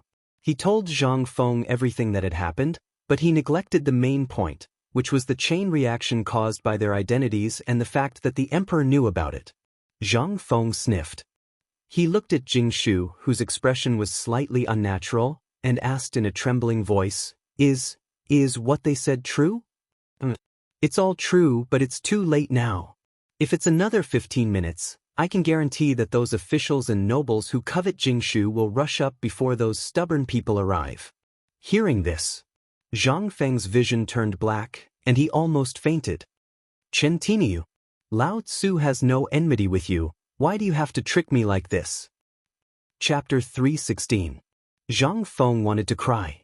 "As long as you King explain it clearly to me, now he had to do it. CKU. Zhang Feng's heart was filled with grief. But from Jingshu's point of view, it was a different expression. "Young master, do you think that I am not worthy of you? Do you also think that I came from a brothel?" No. No, this is a little too fast. My head is still dizzy. Miss, please don't misunderstand. After I have calmed down, I will personally visit you to explain today's matter." It was not that Zhang Feng did not like Jingshu. She was a flower of Chang'an City. CK, even if he married her as a concubine, how awesome would that be? Just thinking about it made him excited. But it was still too early. At the very least, he had to wait until he was an official and had a life-saving ability. Or perhaps some damn system would activate a life-saving ability. At that time, not to mention one, even if you gave him 100, he would still dare to marry her. Moreover, they had just met and they had already decided? Zhang Feng was a little confused. But now was not the time to ask about these things. Zhang Feng took the opportunity to look at the people surrounding Yen Lai Lu from the window. He could not help but feel a little flustered. Go, let's go now. If we are King caught, none of us will survive today. How about this, Miss Jing Shu? Is there anything of the sort here? If there is, please lead the way. When the time comes, Zhang Feng, I will definitely give you an explanation. Escaping was more important now. Moreover, from what Zhang Feng knew from the movies and dramas of the future, brothels were places with the most secret passages. But he was disappointed. Under the gaze of Cheng Chumo and the rest, he saw Jingshu shaking her head speechlessly. "I have prepared a ladder for you in the backyard. If possible, you can follow the jujube tree in the backyard and reach the dye shop next door. I don't know what will happen after that." Good. Thank you, Miss Jingshu." Zhang Feng cupped his fists and urged Cheng Chumo and the other two to go downstairs. He was anxious. If he was caught by Cheng Chumo, Zhang Sun, and Wei Shiyu, then this day next year would be Zhang Feng's death anniversary. How could he not be anxious? Seeing this, Cheng Chumo and Zhang Sun immediately scampered off. After Dugo left, he returned and respectfully bowed like a Confucian scholar and said, "Many thanks to Miss this time. Many thanks for this time, but I have a question." Please ask, young Master Du. I've long heard that young Master Du is well read. It's my honor to meet you today. Jing Shu is truly fortunate. Du Go did not beat around the bush and asked, last night, Brother Zhang Feng and you, are you sure nothing happened? Prince Zhang is an upright person and did not do anything to Jing Shu. However, although I have not been officially married to Prince Zhang, I have already kept my promise. I am Prince Zhang's wife. Young Master Du is Prince Zhang's friend and brother. Why are you suddenly asking about this matter? Du Go's face stiffened. He waved his hand and said, I don't have any other intentions. I just want to know the real answer. When the time comes, I will report it to my father and think of a way to resolve today's matter. I've disturbed you today. Let's meet again another day. As he spoke, Du Go hurriedly left. But just as he was about to leave, he paused and asked, we can escape, but Miss Jing Shu was slightly displeased. But she still said patiently, young master need not worry about this matter. Jing Shu can remain unharmed in such a filthy place. Naturally, she has her own means to protect her life. Young Master Du, please leave quickly. Don't drag Prince Zhang down with you. Du Go left, with a belly full of questions. What he really wanted to ask was, how did Zhang Feng match Jing Shu's song? This was something he had thought about for a long time, but he could not get it. It was impossible for him, Du Go, to not have any improper thoughts about Jing Shu. Miss Jing Shu was now Zhang Feng's brother and the woman of his future teacher. He did not dare to have any improper thoughts. However, he was a fool. He was obsessed with all kinds of things related to blood science. Especially after he obtained the mathematical formula last night, he was even more obsessed with Zhang Feng's words and actions. Not to mention the fact that it troubled the whole of Chang, and even the famous young talents of the Tang dynasty, who did not want to find the solution to this song as soon as possible and win the heart of the beauty. But now, after Du Go jumped over the wall and looked at Zhang Feng's back, he could not help but make up his mind. No, I must get the solution to this song. This was something that everyone was obsessed with. But would Zhang Feng give it to him? Obviously, it was impossible. This was all a story for later. The instant Zhang Feng and the others had just jumped into the dyeing workshop, carriages and palanquins arrived in front of Swallow Descent Restaurant, bearing the blazing clouds of the east. And at this moment, Old Ning and the rest slightly tightened their grip on the hilts of their swords. Halt, intruder! Chapter 317. Following Old Ning's roar, the people who had rushed over stopped at the foot of Yen Lai Restaurant. They had no choice but to stop, because they knew the person guarding the door. He was Cheng Yaojin's trusted general. How could they not stop? At this moment, an official from the Imperial College slowly walked out of the sedan chair.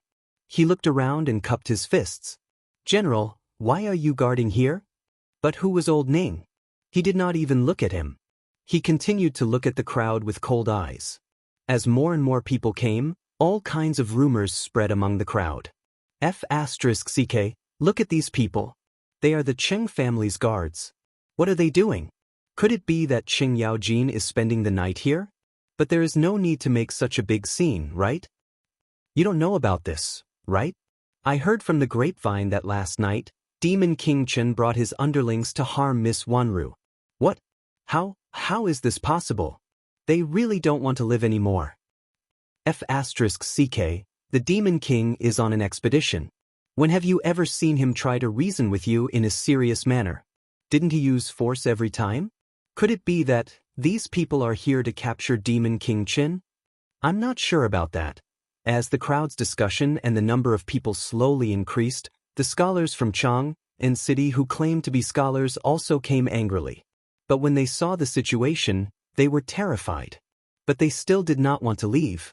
They hid in the crowd and shot back. From what I see, this great Demon King Chen is no great Demon King Chen. He is clearly the great Demon King Cheng Yaojin. Didn't you hear it a few days ago? Cheng Yaojin lied that he was catching rebels outside the city, but he is actually taking the opportunity to eliminate dissidents. His motive is terrible. Tell me, who is Miss Wanru? She is someone that even the emperor and the crown prince respect. Even the emperor does not dare to use force. I heard that the crown prince was rejected when he came to see her. I think this Qing Yaojin must have used force. Sigh. Oh, my poor little girl. In the crowd, as these voices continued to increase, it instantly made everyone have an impulse to rush into Swallow Descent Tower and see what had happened to Miss Wanwan. General Ning. Could it be that it was really as they said, that General Qing was having fun inside? If it's like that, then so long as you say the word, I'll leave right away and never come looking for Miss Bai and again. But if the rumors are true and you're here to capture Demon King Qin, why haven't you made your move yet? Yeah. The Qing residence is obviously shielding him. What cover-up? The Demon King is clearly Qing Yaojin himself. Let us in if you dare. Old Ning looked at the crowd indifferently. Seeing that the crowd was on the verge of stepping forward, Xianxia calmly waved his hand. In an instant, all the guards of the Qing mansion drew their mo swords from their waists. If anyone dares to take another step forward, this general will kill without mercy. Everyone was shocked. These ambiguous words made everyone even more excited to the point that their eyes turned red. Those scholars relied on the fact that they were Confucian scholars and crazily squeezed forward. Ta-da! And at this moment, the sound of hurried horse hooves could be heard. Everyone was shocked to see a troop of Ministry of Justice soldiers hurrying over. Everyone was terrified. Qing Mansion. Zhang Xuan's Ministry of Justice had sent people over. What had happened to Swallow Descent Tower? Could it be that something had really happened? Under everyone's shocked gazes, one of the generals of Zhang Xuan's mansion whispered something into Old Ning's ear. Old Ning looked at that person in astonishment. That person nodded his head firmly. Under everyone's baffled gazes, Old Ning waved his hand. Retreat. He didn't say anything. He didn't explain anything. He hurriedly left under everyone's bewilderment. What's going on? Is he having a stroke? He blocked Swallow Descent Tower's door and then left inexplicably? There's something fishy. Go, go, go. Let's go in and see how Miss Bai N is doing. Let's go. Why would anyone care about such an inexplicable action? It was better to see what had happened to Miss Wanru first. After all the officials, merchants, and young talents had rushed into Swallow Descent Tower's main hall, the procuress could be considered a tactful person. She placed her hands on her waist and blocked the staircase leading to Wanru's loft. What are you doing? What are you doing? You want a rebel? This is Swallow Descent Tower, the place of the imperial family. If you want to do anything, think twice. The procuress's words instantly extinguished the flames in everyone's hearts. Madam, did we find out last night that someone had humiliated Miss Wanru's virginity? Let's see who is so daring to do such a thing in front of the emperor. The procuress's eyes revealed a trace of undisguised disdain. Looking at everyone, she pointed at them and said, Just you? You think you're worthy? You think you've drunk a few drops of ink? Do you really think you're a dish? Wanru's rules, the rules of our store, are recognized by the imperial family. Do you want to see Wanru? Sure, follow the rules first.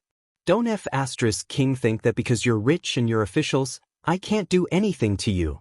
Remember, I'm working for His Majesty. The procuress's words instantly caused everyone's faces to turn red. However, everyone stubbornly refused to leave. It was as if they wouldn't leave if Wanru didn't appear. This made the procuress somewhat at a loss as to what to do. Chase them away? I don't dare. Don't chase them away, it's annoying. And at this moment, Wanru gently pushed open the screen on the third floor's loft. Her indifferent voice instantly shattered everyone's hearts. Thank you for your company and love all these years. This little girl thanks everyone here. Just last night, Wanru's vow came true. A young master, an unmarried young master, broke Wanru's zither music. Therefore, Wanru will marry him in a few days. I'll have to trouble everyone to not disgrace this concubine's reputation. Chapter 318. When Feng Luo's voice died down, everyone could hear the shattering sound in their hearts. Everyone was stunned. They could only imagine that they would have a lucky encounter in their dreams one day to solve Miss Feng Luo's song. But, why was it last night? Why was it last night? Who saw it? Who could prove it? Everyone wanted to find that bastard, but they did not dare to make a scene here. This was a place set up by the imperial family. If they dared to make a scene here, they would have to think twice. After all, the Ministry of Justice and the Qing Mansion had already met them. That meant that the higher-ups already knew about this. But it was also because of this that everyone felt even worse. Who the hell is it? Let's go. Let's go to the Qing Mansion. Today, this old man must find out who it is that has such talent to be able to comprehend this unique zither song. Let's go. Everyone, let's go. Damn it, if the Qing Mansion does not give us an answer, old man will definitely join Qing Yaojin in the morning court tomorrow. The farce here finally came to an end. However, this matter became more and more ferocious. They were happy to see how famous Miss Feng Luo had become. She could make all the men go crazy with just one song. As for the officials in Chang, and who knew anything about this matter, they all retracted their necks. What was the matter? If Cheng Yaojin dared to make a scene like this, he would have been imprisoned by the emperor. But he dared. After that, the people from the Ministry of Justice came and left without saying anything. This already explained a lot. If they still didn't understand this, they were either blinded by lard or brainless. A person who thinks about beauties all day long, if he dies, he will die in vain. At this moment, Cheng Chumo and the other three returned to the tavern, trembling with fear. The four of them bid farewell to old He, who had fixed the door and looked after the tavern. Then they looked at each other in confusion. I say, brothers, do you have something to tell us? Zhang Feng gritted his teeth and asked. Well, Feng Zi, about this matter, well, I'll go back first today. Cheng Chumo averted his gaze and was about to slip away, but Zhang Feng's cold words made him immediately sit back down. Sure, you can go now. I won't even let you stay. But once you walk out of here today, you will no longer be Zhang Feng's brother. About that. Brother, I just want you to get to know those stubborn bastards. And this beautiful girl is the inviolable thing in the hearts of all stubborn men. I thought you knew about this beautiful girl. So, I wanted to let you see the most beautiful woman in Chang'an City. But you're so awesome. The moment you saw her, you brought back the most perfect woman in everyone's eyes. Shut up. Zhang Feng rubbed his temples and his face turned gloomy. This matter had caused a disaster, but it was too late to think about it now. Bug, you think of me, Zhang Feng, as your brother? Zhang Feng asked while pulling his hair. Yes. Well then. Then you tell me honestly, what is the deal with this girl before this agreement? Are you just a song? What's the big deal? Isn't it just a Hujia 18 beats? Isn't it just Yang Sun? And the other three were speechless. Finally, Du Go sighed and said, Brother Zhang Feng, you might have really misunderstood Tai Niu. Although he's simple and honest, he's not a bad person. Which man in Chang'an City doesn't know the name of Miss Wanwan? We did something wrong in this matter before, but we didn't know that you didn't know about it. That's why this happened. But don't worry, we're here. Even if it doesn't work, we still have our father. Don't worry. We'll settle this matter for you. I'm not talking about this. Zhang Feng smiled bitterly. I just want to know why you didn't tell me when you knew about the rule. I know you guys are awesome, but do you know that the real awesome stubborn people in Chang'an City are not you guys? Those are the real four great demon kings. You guys know Qing Chumo, right? There's also Zhang Sun, Wei Shuyu, and that stupid Yuqi, not to mention Du Go, who's feared by everyone. Now you guys know why I'm so worried, right? You guys are going to poke a hole in the sky. Zhang Feng's concern made the three people present somewhat dumbfounded. So this was what Brother Zhang Feng was worried about after all this time? Brother, if you're worried about this, then I'm going to laugh at you. Du Go patted Zhang Feng's shoulder with a strange look in his eyes. Brother, you probably don't know why Tai Niu and the others are called the four great demon kings. I can only tell you that Zhang Sun, Cheng Chumo, and Wei Shuyu have to call them little brothers in front of them. Of course. Du Go confidently opened his fan and confidently said, They all have to listen to me. Even though I don't know the past and present, at the very least, I can ensure that they are safe and sound every time. Zhang Sun and Cheng Chumo looked at Du Go and could not help but twitch their mouths. We didn't treat you as a dish, but you really think that a roasted sweet potato is good enough. Chapter 319. Alright. It's best if you can settle this matter, De Bing. If you can't, you know the consequences. Zhang Feng was annoyed to death. How could he still be in the mood to waste time on this matter? There was still a muddled account that he had yet to clear up after he had one more wife. Now, there was another one. Moreover, it was the goddess in the hearts of all the stubborn people in Chang'an City. The *CK, how could Lao Tzu survive this? Zhang Feng had always regarded the matter of femme fatale as an imperial edict. He did not expect that he would be able to avoid the first one. At least her reputation was good.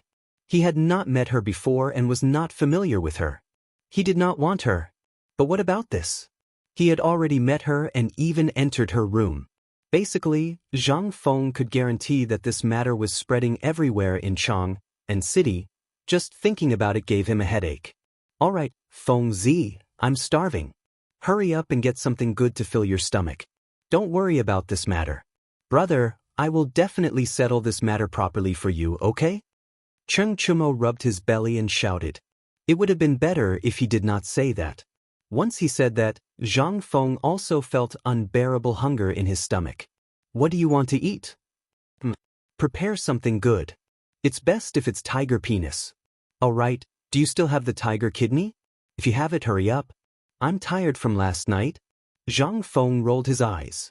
Looking at the three people who were crying piteously for food, he went into the kitchen speechlessly.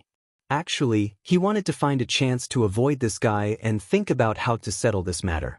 After all, if this matter continued, he would have to deal with it. He did not want to wait for the system to be activated and go to the imperial court before falling into a romantic calamity.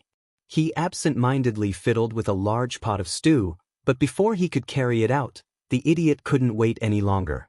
He went into the kitchen and each of them had a large pot of stew. Then he took a lamb's hind leg from the pot of stew and happily went out the door. They did not sit. They squatted at the entrance of the shop, each holding a head of garlic. They ate while looking outside the shop, as if they were trying to find out what was going on. However, there were very few people in Tonghui Square, and the news was also very limited. Until one person appeared, the eyes of the masters could not help but light up. The person who came was the old Xianxia who had come to demand an explanation. The old elementary scholar had no children.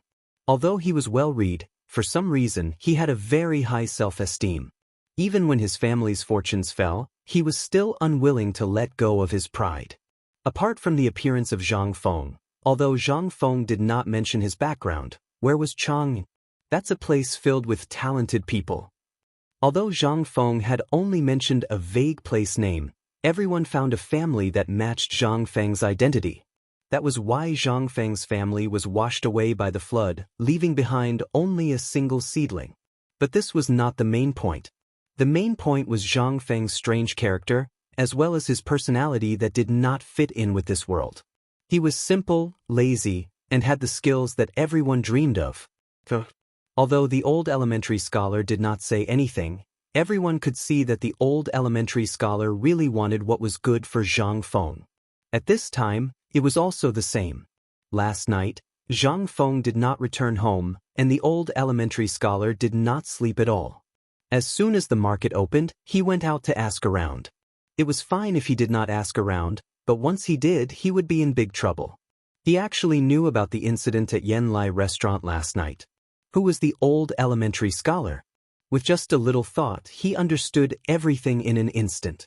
These little bastards had really poked a hole in the sky. That was why the old elementary scholar came aggressively, prepared to reprimand Zhang Feng, and then kidnap these three great demons to turn themselves in. He even felt like he was going to sacrifice his life for a righteous cause today. When he saw the four of them squatting down and eating stewed vegetables as if nothing had happened, the old elementary scholar was furious. You bunch of trash. Come in for old man. Who were Cheng Chumo and the others? They were the sons of the Duke. But they also knew the ways of the world, and knew about the relationship between Zhang Feng and this old man. Therefore, they could only smile awkwardly and follow the old elementary scholar into the small restaurant. Feng Zi, Let me ask you, what do you plan to do about the incident at Yen Lai restaurant last night? The moment they entered, the old elementary scholar asked with a serious expression. This, Zhang Feng scratched his head, not knowing what to say. He could not help but use his elbow to poke Dugo. Dugo put down his bowl and chopsticks, wiped his mouth and said, "Old elementary scholar, you don't have to worry about this matter. Our father also knows about it, so I think that since this matter has not been made public, it means that this matter has been suppressed. You don't have to worry about it. Are you still worried about Feng Zi? Then what? Old elementary scholar, you just have to worry about it.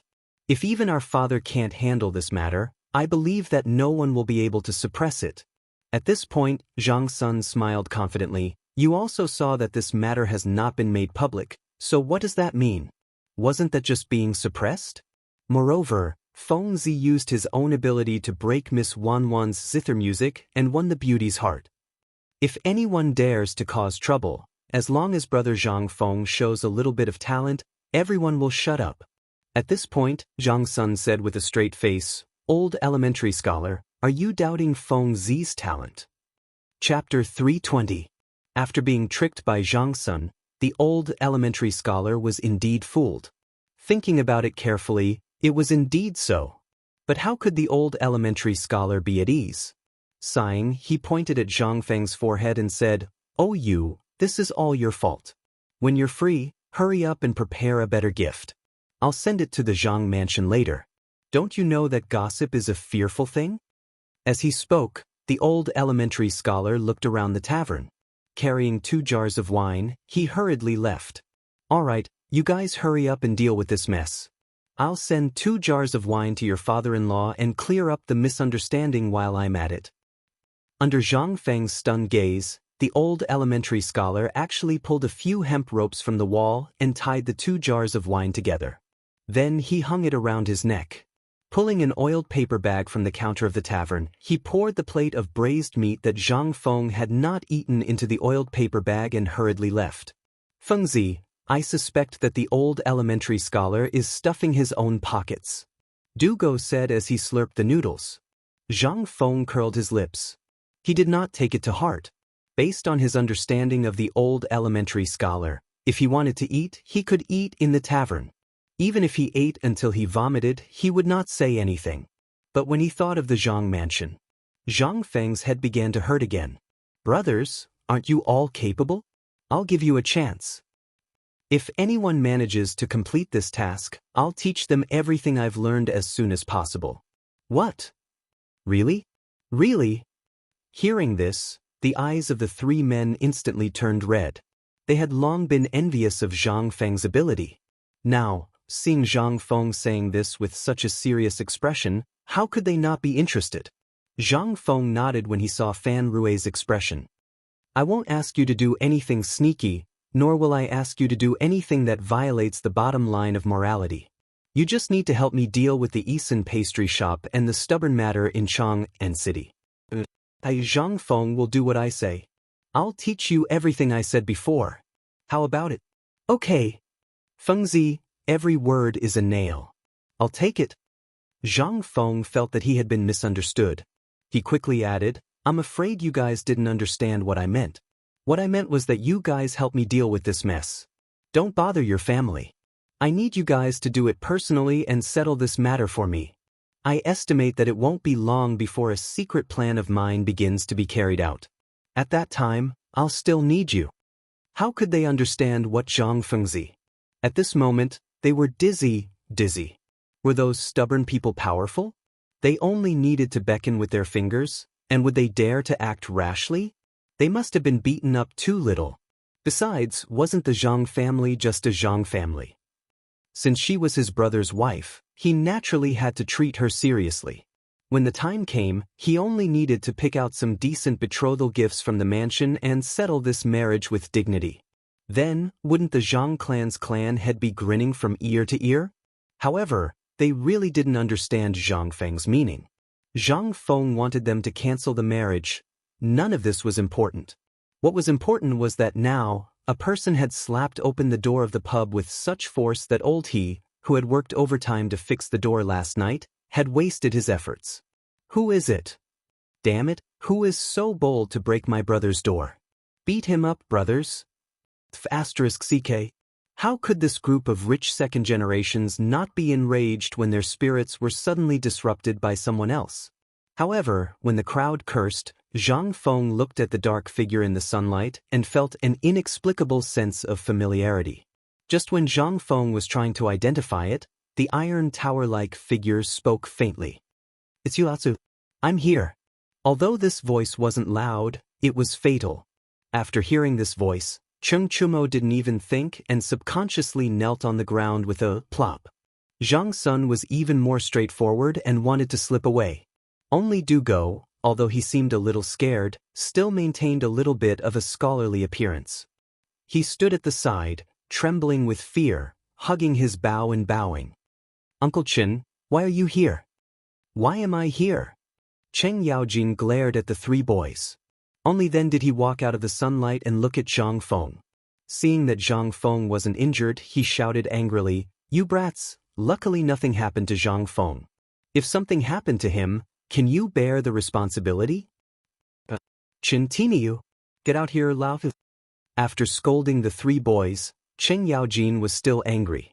He pointed at Cheng Chumo, who was kneeling on the ground and trembling, and picked up a wooden stool from the ground and was about to throw it at him. Zhang Feng's eyelids twitched when he saw this. Was this his biological father? How could his biological father be so ruthless? Bulchin, stop. If you hit him with this stool, your son will be gone. Zhang Feng couldn't sit still anymore. He blocked the infuriated Cheng Yaojin and said. Seeing this, Cheng Yaojin angrily threw the stool in his hand to the ground. Under Zhang Feng's distressed gaze, Cheng Yaojin sat on the stool in the next moment. He grabbed a lamb leg on the table and started chewing. Chapter 321. Cheng Yaojin didn't say a word. He didn't throw a tantrum at Zhang Feng. This made Zhang Feng a little embarrassed. However, Zhang Feng was also angry. What does this have to do with me? You're throwing a tantrum the moment you arrive. Are you trying to show me? If it weren't for your son, would King be like this? Vulgar. Really vulgar.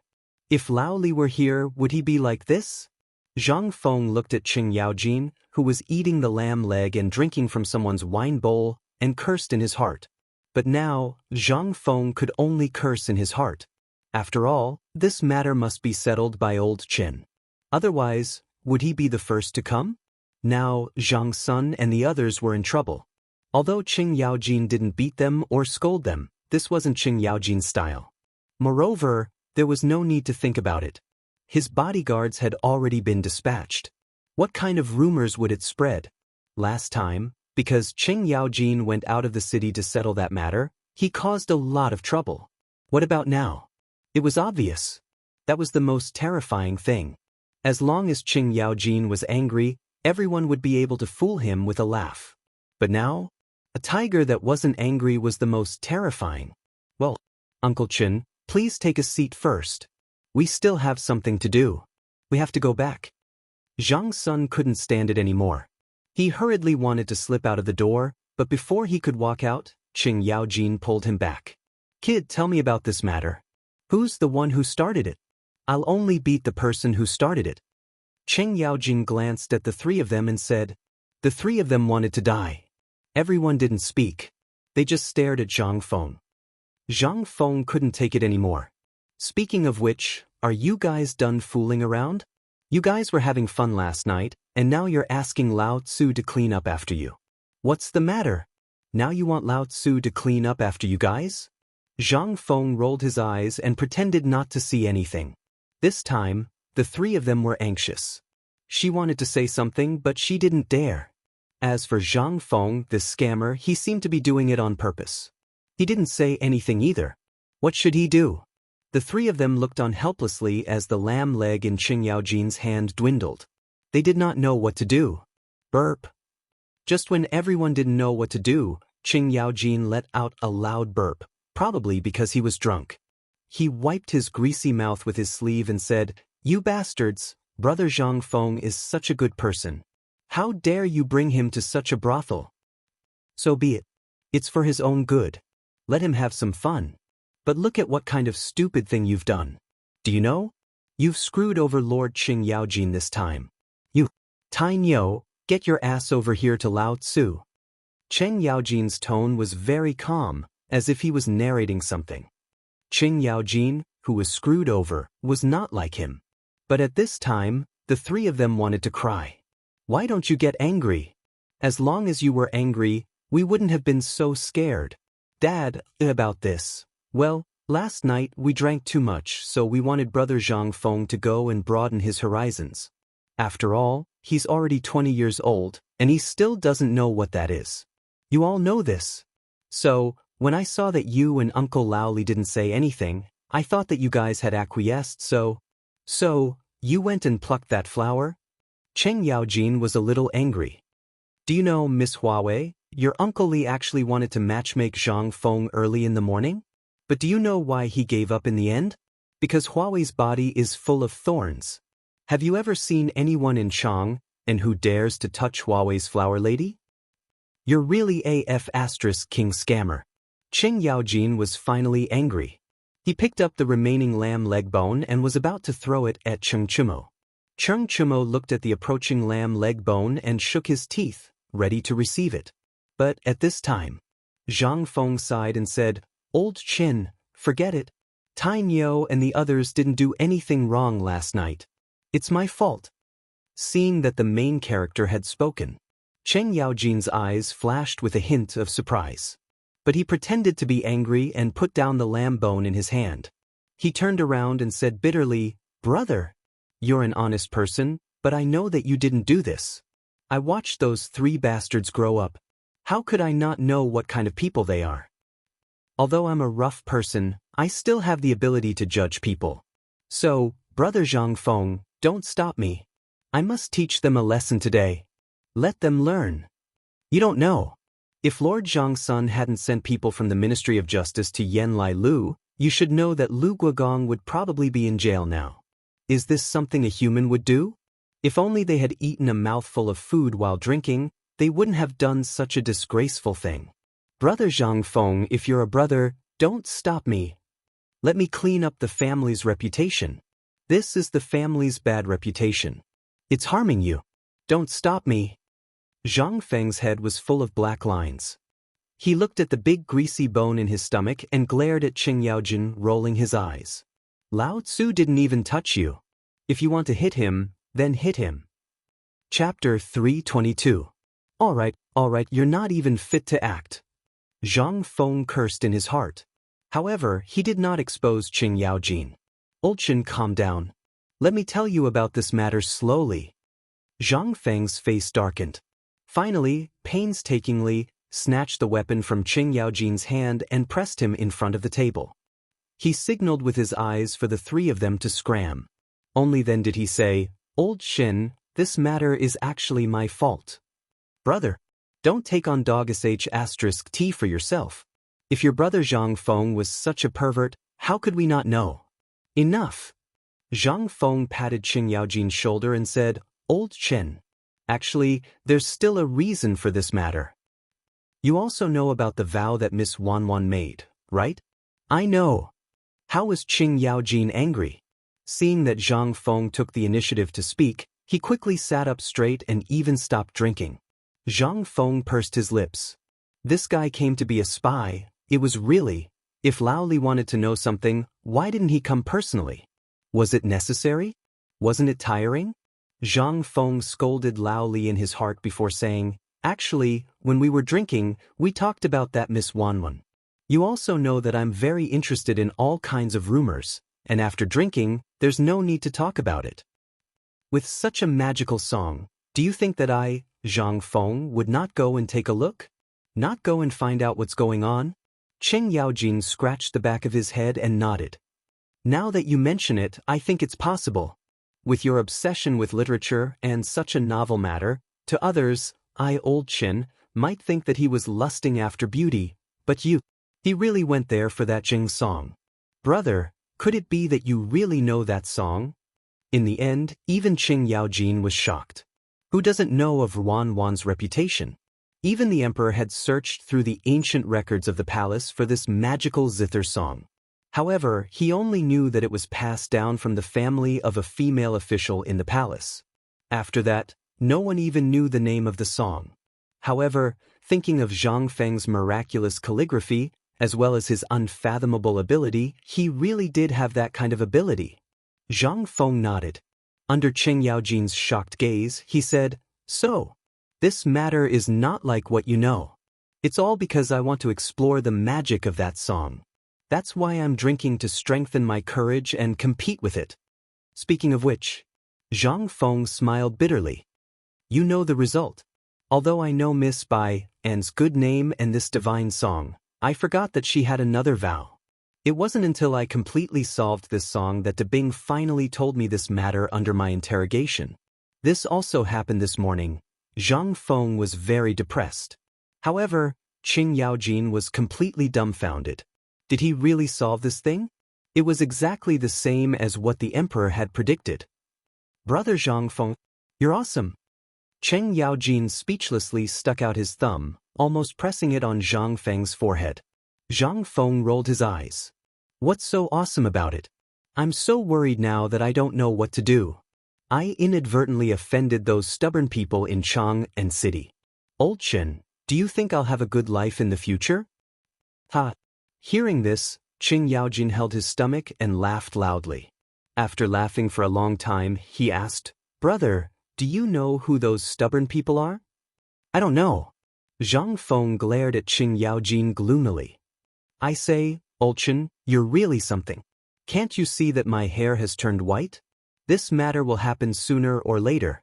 No, by now, it should have already reached the ears of Cheng Chumo, Wei Shuyu, and Zhang Sunchong, those stubborn bastards.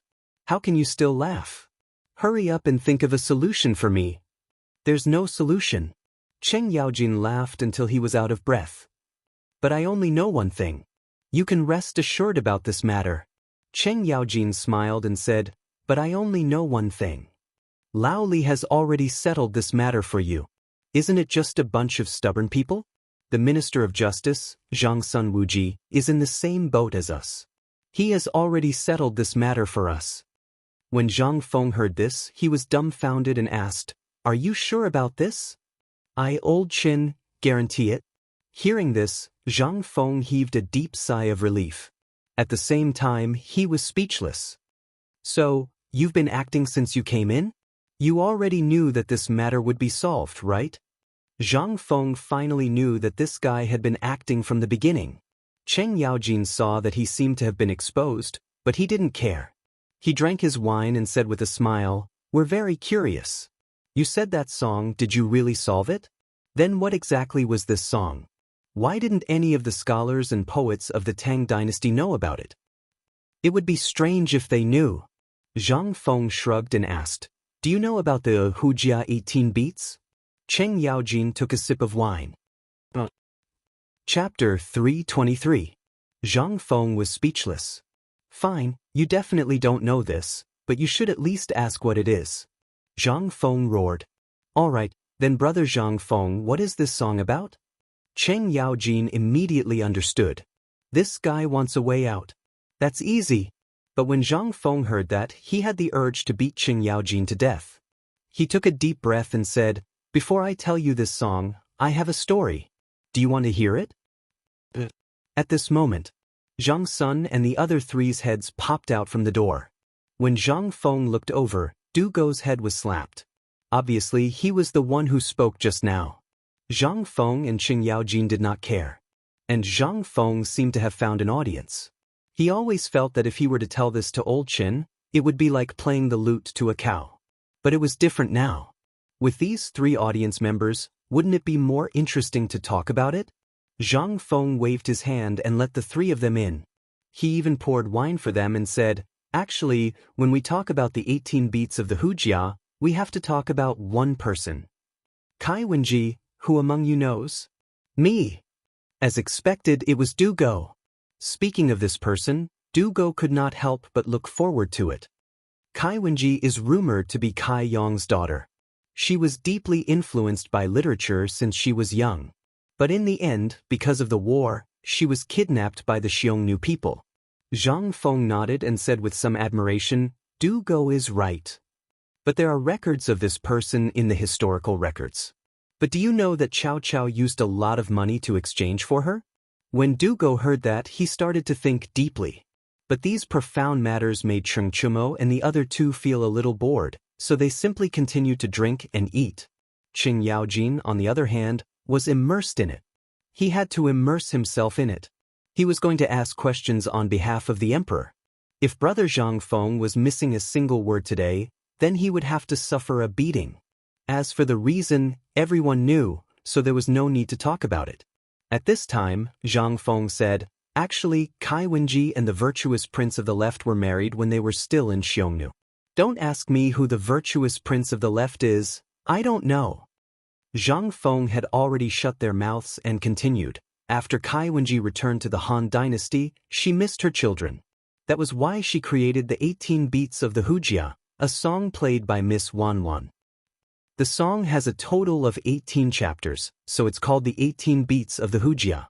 It was once recorded in the Han Music House, but because of the war, it completely disappeared.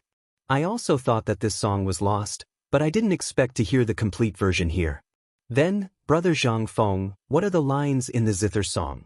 Can you tell us about it? Du Go could not help but ask. This song has tortured us scholars for many years, so, all right. Zhang Feng shrugged and said, "Actually, there's nothing to hide. It's just a way for a prostitute to protect herself. Since I've already deciphered the song today, what's wrong with letting you all see it?" He had deciphered this song, but he believed that many people outside would not be convinced. In that case, he might as well use the mouths of these three to publicize this song. It could also be a way to solve the current predicament. De Bing, quickly copy it for old man. Cheng Yaojin waved his hand and said firmly. While Cheng Yaojin was speaking, Zhang Feng pondered for a while before slowly saying, "The first beat, which is also the first chapter, goes like this. When I was born, I was still unaccomplished. After I was born, the Han dynasty declined. The heavens are heartless, and the earth is heartless, causing me to meet this time. The path of war is perilous, and the people and soldiers are exiled, and we mourn. Smoke and dust cover the wilderness, and the Wuxia flourish, and the will is obedient, and the righteousness is wrong. Vulgar is not suitable for me, and who should I complain to when I'm insulted? In a while, when I play the zither, no one knows my resentment." The second verse. The third verse, the fourth verse, Zhang Feng spoke faster and faster. After that, he did not stop. The Wuxia originates from the Wuxia, and the fate of the zither brings out the same melody. Although the song ends in the 18th beat, the sound lingers, and endless thoughts. Knowing the subtlety of the Siju, it's the work of creation. Sorrow and music follow the heart, and there are changes. The Wuxia and the Han are different from each other, and the heaven and earth are separated by the west and the mother east. My resentment is vast in the sky, and although the 6 directions are vast, they can't tolerate it. When the last verse was finished, Zhang Feng then sighed in relief. Looking at Cheng Yaojin, he asked with a smile that was not a smile, "Old Chen, I dare to bet that you can treat this song as a family heirloom. It will definitely be famous in the future." "Hee, that's good. But you also know that this time, the mess you made is not small. This thing, I must first deal with the matter of the higher-ups. For these things, I'm a rough person who doesn't understand, so I won't fight with them." Although Cheng Yaojin knew the importance of this thing, after all, he was deeply shocked by Zhang Feng's reading. But such a good thing, he dares to hide it? I'm afraid he doesn't want to live anymore. Such a good thing, he can only wait for the emperor to reward him. Chapter 324. Du Go carefully sorted out this item before neatly copying it into 18 copies. He looked at the 18 pages of paper. He was dumbfounded. Was this the thing that made all the young talents in the Tang dynasty go crazy for? He did not feel the joy of knowing the answer. Instead, he felt a kind of pressure. He did not dare to imagine that if this thing were to spread, it would definitely set off a frenzy of Jing music in the Tang dynasty. Moreover, it was something that all the scholars would fight for and treat as a treasure. After all, he had heard the song before. However, when he recalled the song in his mind, coupled with the words, the gentle and sorrowful feeling in it, If it was a woman, then, if any man got it, there would definitely be women who would go crazy for it. Oh right, Fengzi. Cheng Yaojin neatly folded these things, including the manuscript, and put them in his arms. Then he asked, I heard from Lao Li that you're going to set up an academy? Academy? Brother Zhang Feng is going to set up an academy? When did this happen? Cheng Chumo and the other two were shocked. Cheng Yaojin glared at them. The three of them shrunk their necks and could only obediently sit in the corner without moving. Zhang Feng did not hide it from them. Lao Li came and told me about this before. That's good. Cheng Yaojin nodded. I heard from Lao Li that he has settled the Imperial College. As for the document, Li Gan will personally bring it to you tomorrow morning. Oh right, as for the teacher, isn't there a ready-made one? Zhang Feng pointed at Dugo. Dugo and the others' heads twitched. What did this mean? I'm going to be a teacher? I'm going to study mathematics. However, suddenly, Dugo and Zhang Sun felt like they had been cheated. Brother Zhang Feng was digging a hole for them just now. But after thinking about it, they felt relieved. Zhang Feng was so lazy that he wouldn't have too many students. Other than them, there were only the princes and princesses, and their brothers and sisters. That made them feel relieved. When the time came, they would learn from Zhang Feng first.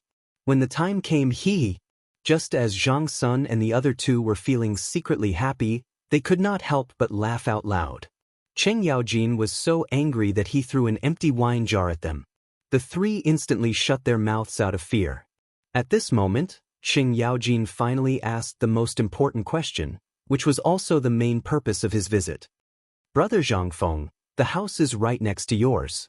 We have bought it. The title deed is here. As he spoke, Cheng Yaojin took out 2 official title deeds and a key. He then said, I believe that in a few days, someone will come and rearrange the house according to your requirements. I went in to take a look. It's a house left behind by a rich family. It's not bad. It's just that the Turk spies dug a big hole in the ground. However, this does not seem to be a bad thing for you. Now, only the most crucial step is left. How are you going to teach? This was what Li Shimin wanted to know the most. If he wanted to be different from the Imperial College and see results in the shortest time possible, a normal teaching method would not work. If it was possible, Li Shimin would go against the opinion of the masses and do it. That was why he was worried and asked Cheng Yaojin to use this matter to ask. At the same time, he also wanted to know what Zhang Feng was planning. Hearing this, Zhang Feng nodded. The house is just like that. You just need to find the craftsman for me. As for the rest, I will arrange it. But the teaching method, Zhang Feng did not even think about it before. And he did not have time to think about it. Now that Cheng Yaojin mentioned it, he remembered this matter. The teaching method, Zhang Feng thought for a moment and came up with a plan. At the beginning, there can't be too many people. The people can only be from your houses. As for the future, we will talk about it later. The numbers have been decided. So, Old Chin, tell me, how many children do you have in total when all your families are added together? I will calculate what teaching method is suitable. In terms of children, we have 4 boys who are of suitable age. Let's not talk about the others for now. Lao Li's house also has 4. If we add them up, we have about 50 to 60 children. 50 to 60 children? This, Zhang Feng was stunned. This was just a few families, and there were so many children? Zhang Feng was speechless. People in this era were really good at giving birth. But thinking about it, it was not so strange. This was a student from the first class. Was this how primary school students were taught? Zhang Feng carefully recalled the teaching method of primary school students in his previous life, and then said, let me say first, my teaching method is different from anyone's teaching method now. First, I will not let the students memorize things by rote. Second, I will only teach everything once. As for how much they can learn, it depends on the individual. Every day, at the beginning of the class, they will recite ancient poems and famous sentences. At the end of the class, there will be a 2-hour break.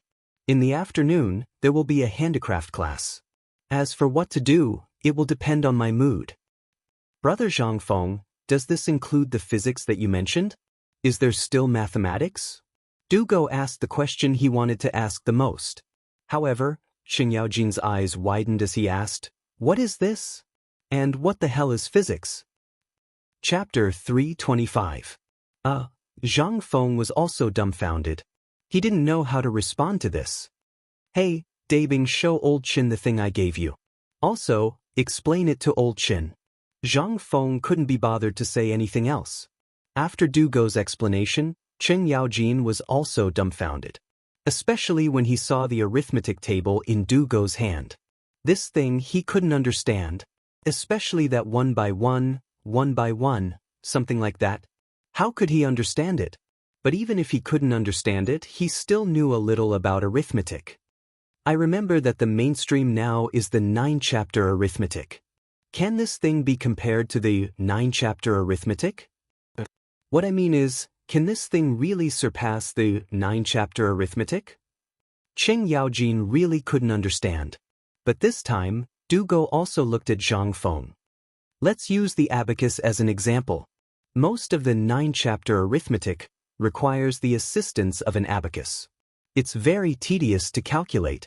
But if you use this kind of multiplication and division, Zhang Feng, can't guarantee that everyone can become a mathematical genius. But in the field of accounting and arithmetic, you'll definitely go further than others. Moreover, the 9-9 multiplication and 9-9 division were originally derived from the combination of the ultimate yin and yang of heaven and earth. This simplifies the basics of the 9-chapter arithmetic, according to the records in Zhang Feng's mind. Rather than saying it to Chen Yaojin, it was better to say it to the 3 people who were staring at him with their eyes as big as copper coins. When Zhang Feng finished, Zhang Feng gave an example. To put it simply, the 9-chapter arithmetic that I mentioned includes 9-chapter arithmetic, geometry, space, weight, volume, size, and so on. It even includes the physics that I mentioned earlier. If you can't grasp all these things that I mentioned, then what about physics? Forget it, you're not worthy, Zhang Feng looked at Dugo and said thoughtfully. When Zhang Feng said that, Cheng Chimo was anxious. "Brother, you said before, when are you going to teach us the heavy cavalry stuff? I'm getting impatient from waiting." "That's right, Feng Zi. Why didn't you say anything about the light cavalry? Why are all these things learned by Du Dabing and Li Qian?" The 2 of them panicked. After waiting for so long, this was what he got? Chen Yaojin guarded Dugo and didn't give him any time to rest. He recorded everything that Zhang Feng said in the book and then asked, "That's right. I heard from Iron Bull that you..." "Hey, what's the rush? Let me tell you. As long as you are not afraid of death and suffering, I guarantee that in less than a year, I will make each and every one of you wish you were dead." Zhang Feng smirked. Even Chen Yaojin couldn't help but shudder. He quickly asked, "Brother Zhang Feng, how do you want to train them?" "Train?" Zhang Feng looked at Chen Yaojin in confusion and said, No, I'm not going to train them. Look at this." As he spoke, Zhang Feng counted with his fingers and said, "I'm going to teach according to the point system. Every day, I will grade all the students. Every day it will be 9 points. It will start at noon and end at night. During this period, everything has to be managed in a closed manner. Every meal will be personally prepared by me. In this day, not only do you have to learn all the classifications of mathematics, but you also have to learn the classifications of literature. There are a total of 15 classifications. In the morning, it's time to learn literature. I'm not free. In the afternoon, it's time to learn mathematics. If I finish my homework well in the morning, then even if I don't finish my mathematics in the afternoon, the punishment for my rest time at night will be reduced. However, if I don't learn well in the morning, then I don't learn well in the afternoon, hee. Then I'll wish you good luck." Zhang Feng's plan sounded quite interesting at first, but as he listened, Chen Yaojin felt that something was wrong. There seemed to be a hint of a conspiracy in this. "Brother, are you planning to train them in martial arts at night? And actual combat training? You're smart, old Chin. I suggest you give it a try. It's very cool." "Get lost." Chen Yaojin's head exploded with a buzz. Damn it. This scammer was rotten from the very beginning. He was rotten to the core. Starting at noon and ending at night, he had to do those things for a whole day? Then at night, he had to do physical training? Finally, he understood that what he had asked him to say was not training. Could it be that he had not thought about this at all? After he had reminded him, he had only thought of this and added it at the last minute? Cheng Yaojin had the illusion that he had been thrown into the Ministry of Justice's prison. At this moment, this bastard had a look of despair on his face, as if he had nothing left to live for. However, Zhang Feng did not care about this and continued, "Actually, I had forgotten about this at the beginning. But today, since you have such a strong request, I naturally have no problem with it. Isn't it just military training? I'm not going to prank you. Considering your strength, I've only increased the difficulty by 10 times. When the three of them heard this, they rolled their eyes and could not help but spit out a mouthful of blood. Chapter 326. Even Cheng Yaojin felt a sense of exhilaration when he heard that. Although he didn't know what kind of training method Zhang Feng was talking about, he could imagine someone who could train a person into the strongest heavy cavalry and light cavalry in the shortest amount of time, as well as an assassin who was proficient in the art of assassination. Was this an easy training method? Looking at the two guys who were lying on the ground pretending to be dead, Cheng Yaojin knew that this guy would definitely do something bad. However, he still asked, "Brother Zhang Feng, what exactly is your training method?" Let me think. Zhang Feng did not pay attention to the two who were lying on the ground eavesdropping. He seriously recalled the scenes of Special Forces training that he had seen on TV. After a while, he said, "Well, this training is not complicated. It's just physical fitness, endurance, and endurance. Usually, I won't do anything. After all, this is Chang'an City. We have to keep a low profile and not attract the attention of the authorities. So, it's just running a few laps around the courtyard, then climbing over a few courtyard walls, and holding water in the water for a while.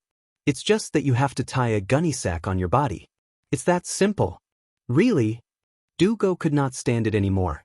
Looking at Zhang Feng's sinister smile, he asked, "Really? I, Zhang Feng, have always been a man of my word. What's wrong, big flat cake? Are you doubting me?" No, no, no. How could Dugo dare to doubt him? He only felt a deep sense of fear and excitement. These two feelings were very strange. One was an urgent desire to go. After all, the literature mentioned before and the magical arithmetic were all things that attracted him. However, there was another feeling. That was a sense of fear that came from the depths of his soul.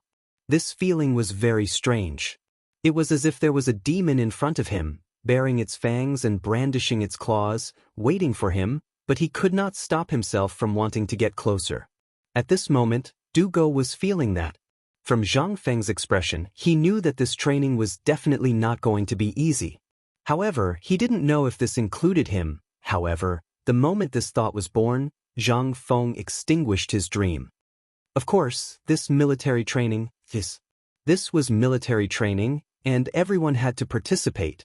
If anyone dares to not participate, then it is equivalent to automatically withdrawing from my academy. No matter who comes to speak or plead for mercy in the future, they are not allowed to take a step into the academy, not even if the emperor pleads for mercy. That's because I learned all my skills from these things." Buzz.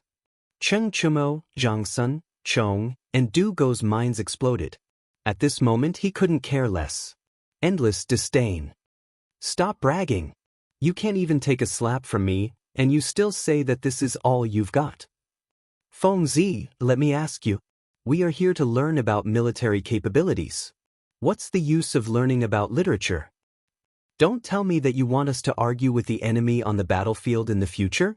Cheng Yaojin also felt a headache. Zhang Feng shrugged and asked, "Then let me ask you. First, how can you calculate the number of people from the scale of the place in the shortest time possible?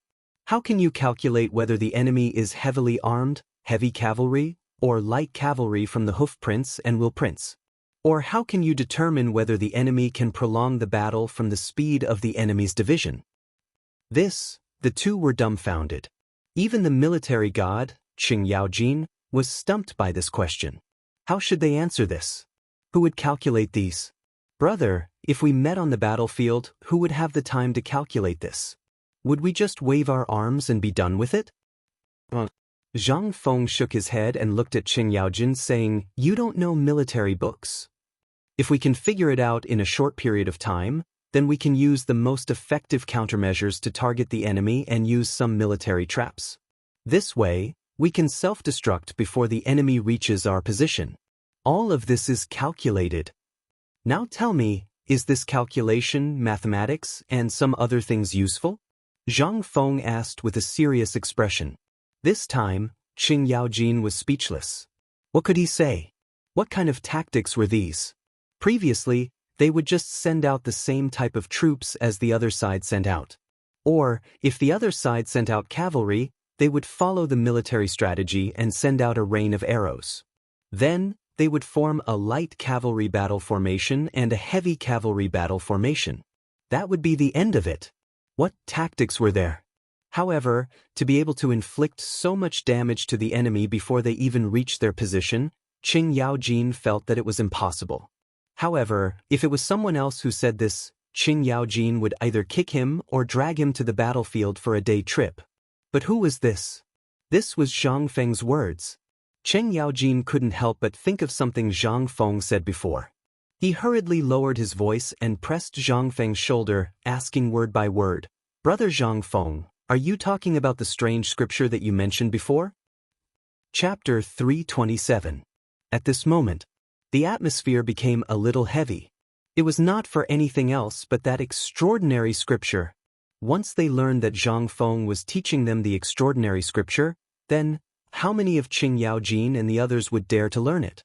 Even if Zhang Feng dared to teach it, they would not dare to learn it without the emperor's permission. Zhang Feng thought for a moment. Extraordinary scripture, this thing. During this period of time, he had searched for something in his memory. Wasn't this thing a map of the human body's acupuncture points? However, Zhang Feng thought about it carefully. If this thing was so simple, why did these people go crazy when they heard about the extraordinary scripture? Could it be that this thing really had an extraordinary scripture? Could it be the thing that helped Li Chunfeng and Yuan Tiangang to develop the back-push diagram? Hitu Luoshu? Or the mountain and sea scripture? Zhang Feng did not understand. He could not help but cry in his heart. Lao Tzu did not want to lie. He did not expect that he unintentionally pretended to be cool and said something awesome. Damn, it was just a lie. How many more lies would it take to fill the hole? However, although he cried in sorrow, this thing really had a way. Was the modern technology that Lao Tzu mastered not an extraordinary scripture? Yes. It can be said that these are extraordinary scriptures. However, you are not qualified to learn the real extraordinary scripture now. Only when you have really mastered the so-called, that, you are qualified to learn the extraordinary scripture. That, qualified. Only then did everyone relax a little. However, everyone's interest was piqued again. Qing Yaojin was obviously the most qualified among them. Now, he was the one who went to ask about this. He put his arm around Zhang Feng's neck and poured him a bowl of wine. He asked with a smile, "Brother Zhang Feng, tell me, how far away is the extraordinary scripture from now? What I mean is, to what extent do they have to learn before they are qualified to learn the extraordinary scripture?" At least, a conservative estimate is about 3 years. Zhang Feng said, "First of all, the language textbooks that I have set, which are the literature courses, cannot be left out. There is also mathematics. You have to learn at least the elementary level of physics before you can come into contact with the threshold of that mysterious scripture. I call this stuff chemistry." Chemistry? The 4 of them were completely confused by this strange name. Each one was more novel than the last. First, it was mathematics, which everyone could at least understand. But now there was chemistry? What was this? However, Zhang Feng did not explain. Instead, he continued, "It's still too early for chemistry. There's no point in thinking too much about it. So don't King try to trick me. Even if you do, not only will it not bring you any benefits, but it will also bring you endless harm. So, put away your petty thoughts. I will teach you what I need to teach. Shouldn't you at least leave me, Zhang Feng, some family heirloom?" The last sentence was the most important thing to everyone. Cheng Yaojin only glanced at him. Just based on the stuff that your grandson knows, if you had really done it properly, you would have been King famous in Chang. One word. You are King lazy. You are so lazy that there is no end to it. However, after talking for a long time, Cheng Chumo still did not hear what he wanted to hear. As for the mysterious scripture, it had nothing to do with him. He did not want to learn it. He only wanted to learn about the heavy cavalry. Well, Fengzi, tell me. You have so many types of mathematics. How are you going to divide them into training? You can't possibly teach everyone according to what you just said, right? You know what? Although I don't know what you're talking about, I can tell from your expression that the things you're talking about are King deceptive things. Being exposed, Zhang Feng could not take it anymore. Iron Bull, what are you talking about? Do you know that you are interrupting my path? Do you know that the things I created are the skills that I taught Zhuge Kongming? Just tell me, do you want to learn it or not? Yes. When Cheng Chumo heard that it was Zhuge Kongming's name, how would he dare to say no? He was the god of war of the generation. However, I still want to know what the heavy cavalry you are talking about is. Zhang Feng rubbed his forehead and searched his memory again for the training videos of the special forces, especially the soldier's assault, and the novels that he had read before. He thought of something. Then he said, actually, I have thought of this for a long time. Didn't I say last time that you will be the most handsome one among the millions of soldiers? Heavy cavalry? Cheng Chumo coughed and his face turned red. The most handsome one. Even Cheng Yaojin was interested. Heavy cavalry pays attention to weight. With extremely high defense, mobility, and fully armed armor, they will attack the enemy's battle formation. First of all, physical fitness. Let me ask you, if your physical fitness is not up to par, how long can you wear 50 kilograms of heavy armor? Cheng Chumo thought for a while and said, about 2 hours. I estimate that within 2 hours on the battlefield, I should be able to carry 50 kilograms of heavy armor and wear 100 kilograms of heavy armor at most. And I heard that General Cheng Yaojin and General Yuqi of the Tang dynasty are fierce generals who can carry 50 kilograms of heavy armor. Zhang Feng was speechless when he heard that. 50 kilograms of heavy armor for 2 hours? Zhang Feng did not know that Cheng Chumo was flattering his father, but Zhang Feng was still very impressed. Wouldn't you be crushed to death if you wore 50 kilograms of heavy armor? That was really awesome. Zhang Feng gave him a thumbs up and said speechlessly, awesome. I, Zhang Feng, can only say that this stupid method is awesome. Cheng Yaojin's face turned green. Brother, this Cheng Yaojin is the person I admire the most. Can you? Fine. Zhang Feng was almost suffocated. He hurriedly begged for mercy. Only then did he crawl out from the crook of Cheng Yaojin's arm, as if he had just survived a calamity. He said, heavy cavalry, it's not about how thick the armor is, or how much weight is needed to carry. On the contrary, heavy cavalry does not need such heavy armor at all. Only the simplest Mingguang armor of the Tang dynasty is enough. Chapter 328. Heavy cavalry doesn't need heavy armor? You, Zhang Feng, don't know how to spell death. If this is on the battlefield, I'm afraid that after a round of charge, the heavy cavalry will only be left with batches of horses. However, Zhang Feng continued, I know you have concerns in your hearts, but I'll tell you the purpose of the heavy cavalry and you'll understand. First of all, the heavy cavalry. I think you all understand, so I won't talk about it for the time being. Then I'll talk about my teaching philosophy.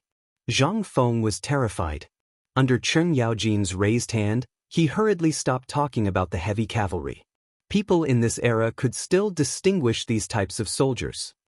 First of all, they don't need heavy armor. On the contrary, they can carry more heavy equipment, such as strong crossbows, Turkic javelins, and so on. These are all acceptable.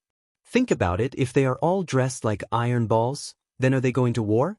Or are they resistant to beatings? Hearing this, Cheng Yaojin nodded as if he understood. You're right. In our army, the heavy cavalry is basically responsible for the impact of the enemy's formation, but the archers are generally very precious. Do you mean to equip the archers into heavy cavalry? No.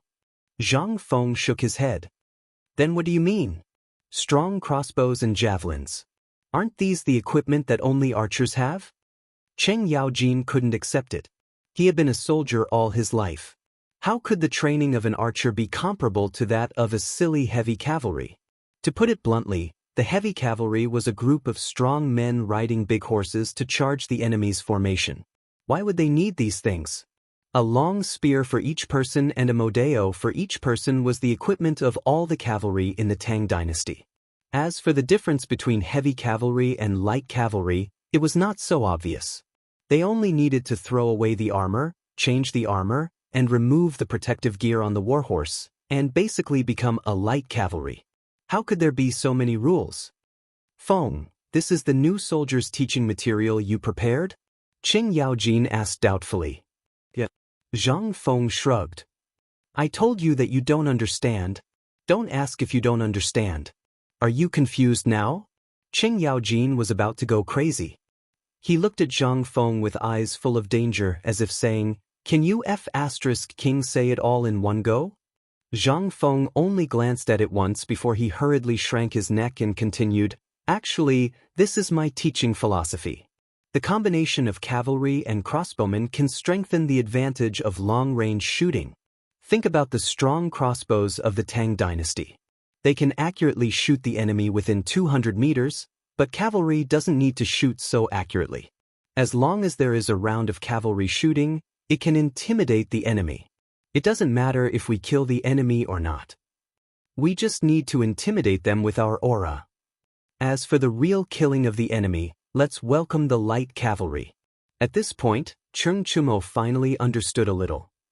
What you're saying is that the heavy cavalry is just for show on the battlefield. Running away after acting tough? Zhang Feng choked on his food. You can understand it that way. It's very awesome and very powerful. As for the specifics, you'll understand later. If cavalry is so fun, why the F***ck did I introduce so many of them? When the time comes, you'll cry, Shintiniu. Brother, tell me about the light cavalry. And that assassin of idiot way, what's the new function of that? Zhang Sun couldn't sit still anymore.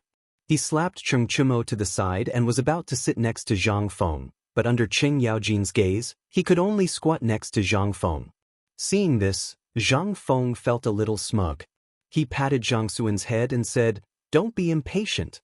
Listen to me slowly. Everyone's forehead was full of black lines. For this matter, we have to start with the heavy cavalry. After all, the cavalry's archery is only a deterrent, to make the enemy mistakenly think that we're constantly charging. And to be the best of the best, we'll definitely be heavily targeted by the enemy. So at this time, it's time to show the importance of the heavy cavalry. Shield. This thing you're all familiar with it, right? As long as there's a shield, it can block the attack without hindering the coordination of the body. And at the moment of the enemy's attack, it can use the shield formation to temporarily form a battle formation. This is a test of the flexibility of the heavy cavalry. But there's an important factor in this, and that is the leader of the heavy cavalry who becomes the target. If you, Tiniu, want to become such a person, you must coordinate all the strength in your body. Besides bearing weight, you must be more flexible in using your strength. This way, your brothers won't die in vain to protect you. The heavy cavalry that I want only has 3 requirements. As long as you can pass, then congratulations on the battlefield, you'll become the most beautiful child. First, coordination, perfect cooperation, and orderly discipline. Second, take off the heavy armor, put on the light armor, and put on the shield. You only need to know that on the battlefield, you'll be a mad bull and you'll be finished. Third, if you want to become the leader of this group of madmen, you must perfectly satisfy the first 2 requirements. Chentiniu, you still want to become the most beautiful child on the battlefield? Become the heavy cavalry I mentioned. Chapter 329. How could Cheng Chumo not think about it? As a military family, his dream was to surpass his father's existence. He wanted to use his own fists to create his own career. He did not want to rely on his father's halo to pass his days in a daze. He was already sick of it. However, his father was not stupid. He was just pretending to be stupid. This was the only way for the Chung family to prosper. This was also the rule of being an official. He must not leave any evidence for the emperor and the other civil and military officials to use against him. Otherwise, that little bit of evidence could become a fatal blow. This was the reason why Chengchimo was so excited when he heard that Zhang Feng wanted to teach him about the heavy cavalry. Originally, he was in despair. Even if he knew, his father would not let him join the army. As for his official career, forget it. In Cheng Yaojin's words, their ancestors were not people who held a pen. However, he did not know what happened in the end. He actually agreed to change the song, which could be considered as tacit approval of his wish to join the army. This caused Chengchimo's heart, which had already been extinguished, to burn once more. Tongsun was the same. He also wanted to join the army. However, it was also because of his status as a duke that he could not breathe under the pressure. However, after knowing the emperor's tacit approval, how could he not be excited? At this moment, after hearing that the heavy cavalry was so awesome, how could he sit still? He asked impatiently, "Brother, you are the savior of my insect. Tell me, what is this light cavalry? How is it different from the current light cavalry?" Zhang Feng thought for a moment and said, "There is really no difference." "What?" Zhang's son exploded. Chengchimo smiled. Zhang's son saw that Zhang Feng was deep in thought. He took the opportunity to pick up a wine jar from the ground and smashed it on Chengchimo's head. This time, Chengchimo finally quieted down. "Brother, think about it carefully. If you really teach me this skill, even if I have to climb a mountain of swords or swim in a sea of fire, I will repay you." "Fengzi, just say it. You see, Qingtai, you are already so awesome. You can't." Zhang's son stopped thinking about what Zhang Feng was thinking. He could not help but ask suspiciously, "Brother, are you bragging? Who the F***ck is bragging about this?" Zhang Feng was annoyed. "Let me tell you something. If it's the light cavalry, then there is a way to differentiate it. But since you are so anxious, I think of something. Light cavalry should be light and easy to catch the enemy off guard." Zhang Feng had only combined the warhorses of this era. However, when Zhang's son asked, he did not know what to do. However, when he saw Chen Tinyu smiling, he instinctively picked up a wine jar from the ground and smashed it on Chen Tinyu's head. Instantly, Zhang Feng thought of a soldier class. Who the F***ck said that light cavalry has to be a cavalry? Who the F***ck dares to say that? I really want to chop him up. Special forces. This profession was very suitable for this guy. There was no choice. This guy was too active and agile. Such a person was suitable for fishing in troubled waters. Cuff cuff. It was not fishing in troubled waters. It was taking advantage of the chaos to launch a surprise attack. Thinking of this, Zhang Feng narrowed his eyes and said, "Chong, I only have one thing to say. If you think it's okay, then this matter is settled. If you don't think it's okay, then follow Tai Nyo." "Say it." "Who the F***ck is as reckless as him?" "Latsu." That please say it." Zhang's son said excitedly. However, when he raised his head and saw Cheng Yaojin staring at him, he trembled and quickly changed his words. Zhang Feng could tell that although this group of people was usually sloppy, they would have their own opinions when faced with a real problem. Zhang Feng could not help but say, "I once had an idea. It's an experience I summarized from the 18 steeds of Yenyun." You all know about the 18 steeds of Yenyun, right? Let's not talk about it now. At that time, this unit was feared by everyone. What did they rely on? On one hand, it was their excellent equipment. On the other hand, it was their undefeated discipline and military quality. However, in the end, they still declined and were even wiped out. However, at that time, this unit was feared by everyone. How did they get wiped out in the end? I won't talk about the reasons for this for now. I'll just talk about one point. They are a spirit that roams outside the battlefield. They don't care about victory or defeat. They only care about the mission.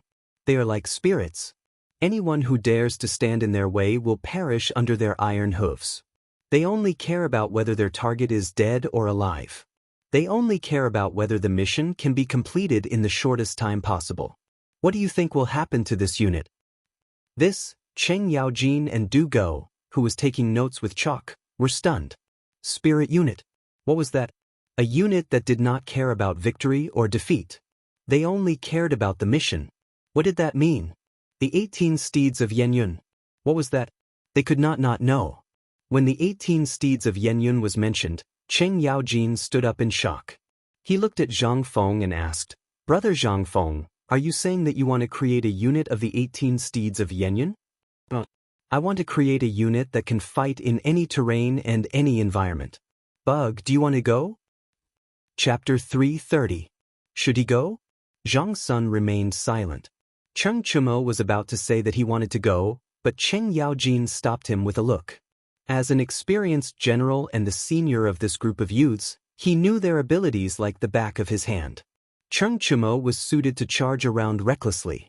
Zhang Feng's arrangement was right, but Zhang Sun, even though he had been imitating Zhao Zilong's style of training, he wouldn't have stopped Zhang Feng if he had followed Zhao Zilong's style of training. However, the 18 steeds of Yenyun was already a legendary battle formation training method. From the rise of the 18 steeds of Yenyun to its fall, no one had been able to replicate the training method of this troop. Did Zhang Feng really have a way? Luo Yi was dead. This method was completely lost. Could it be that Zhang Feng really had such a method? This was what shocked Cheng Yaojin the most. Luo Yi had relied on the 18 steeds of Yenyun to be able to move around like a fish in water. However, he was also someone that no one dared to mention. In the first year of Xingguan, Luo Yi rebelled and his 18 steeds of Yenyun was destroyed. No one dared to mention this part of history, and no one dared to imitate it. However, Zhang Feng actually suggested such a method? Cheng Yaojin couldn't help but hesitate. Brother Zhang Feng, do you really know the training method of the 18 steeds of Yenyun? How did you know about this? Zhang Feng shook his head when he saw Cheng Yaojin's serious expression. I don't know the training method of the 18 steeds of Yenyun.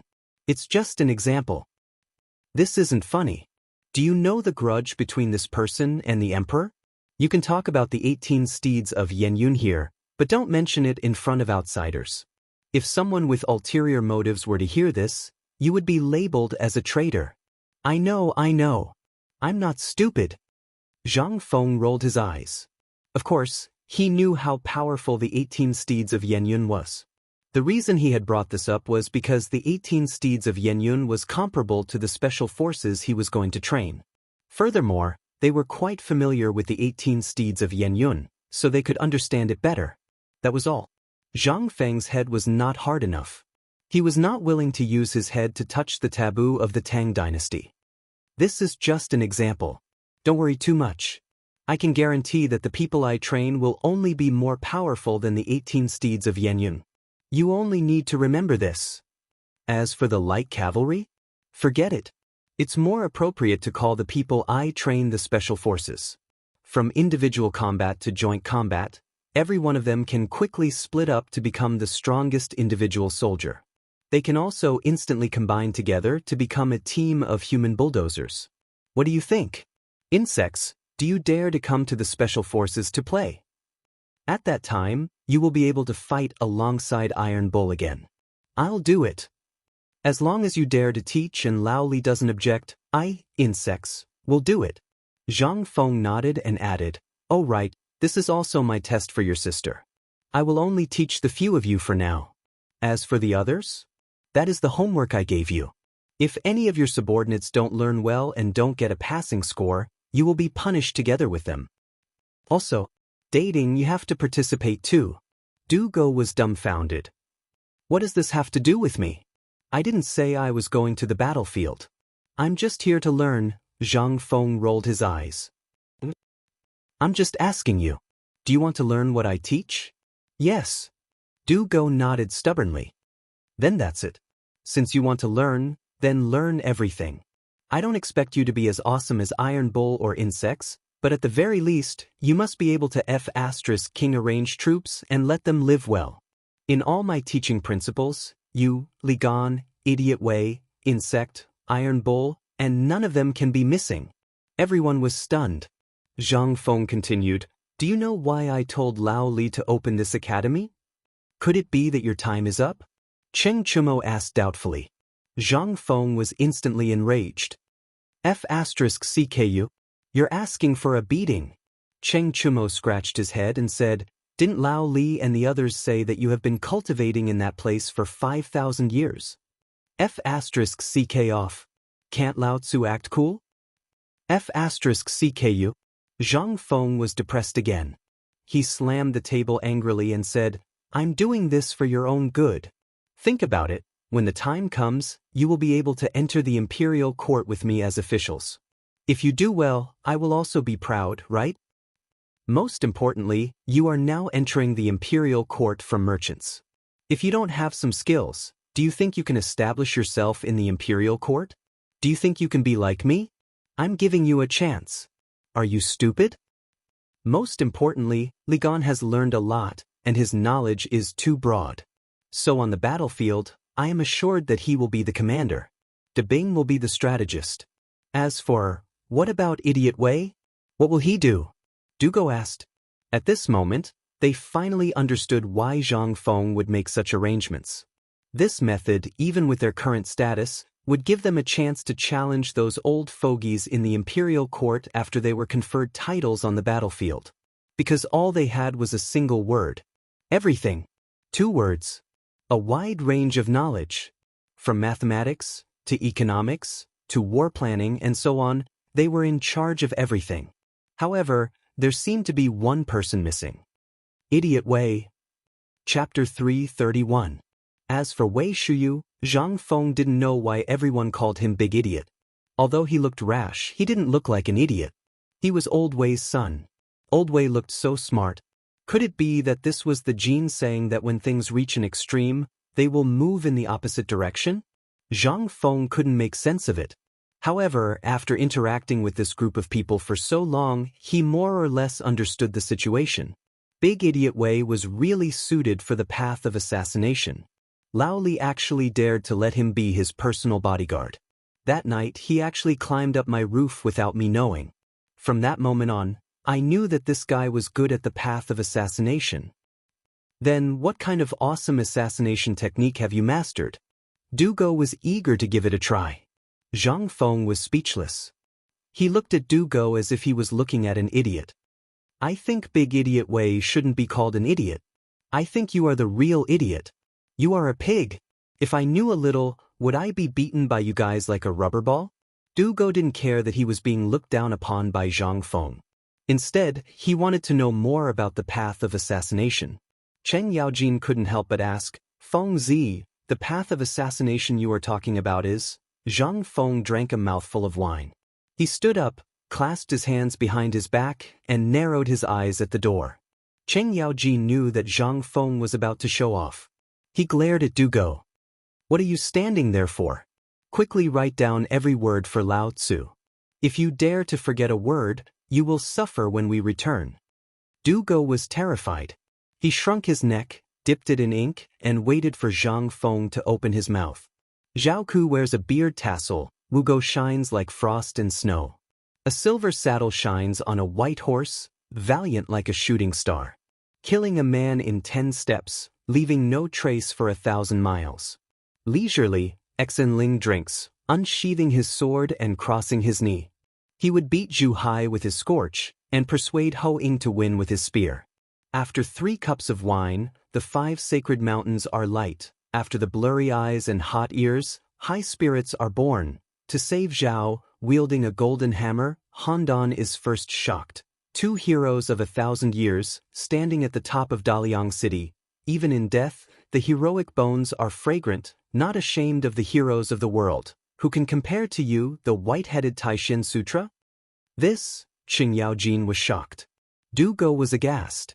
Zhang Sunchong and Cheng Chumo were so excited that their blood was boiling. 10 steps to kill a person, 1,000 li unstoppable. This is a damn chivalrous hero. CK. This. Why was it Big Idiot Wei? Why wasn't it Lao Tzu? Lao Tzu also wanted to settle his grudges so quickly. Everyone roared in their hearts. Zhang Feng's poem reflected a kind of artistic conception. No matter who it was, they would be deeply attracted by the artistic conception within the poem. Repaying kindness and enmity as one pleases, this is the true path of a real man. Brother Zhang Feng, what is the name of this poem? Du Go was a little choked up. Previously, he was indeed very resistant and despised the vulgarity of the soldiers. However, when this poem was recited, it instantly reminded him of the poem recited by Zhang Feng and Zhang Feng's line. If there's nothing else, let's go out for a walk. At this moment he finally understood. This poem, let's call it Chivalrous Journey. Zhang Feng's voice was incomparably bleak. Originally, he wanted to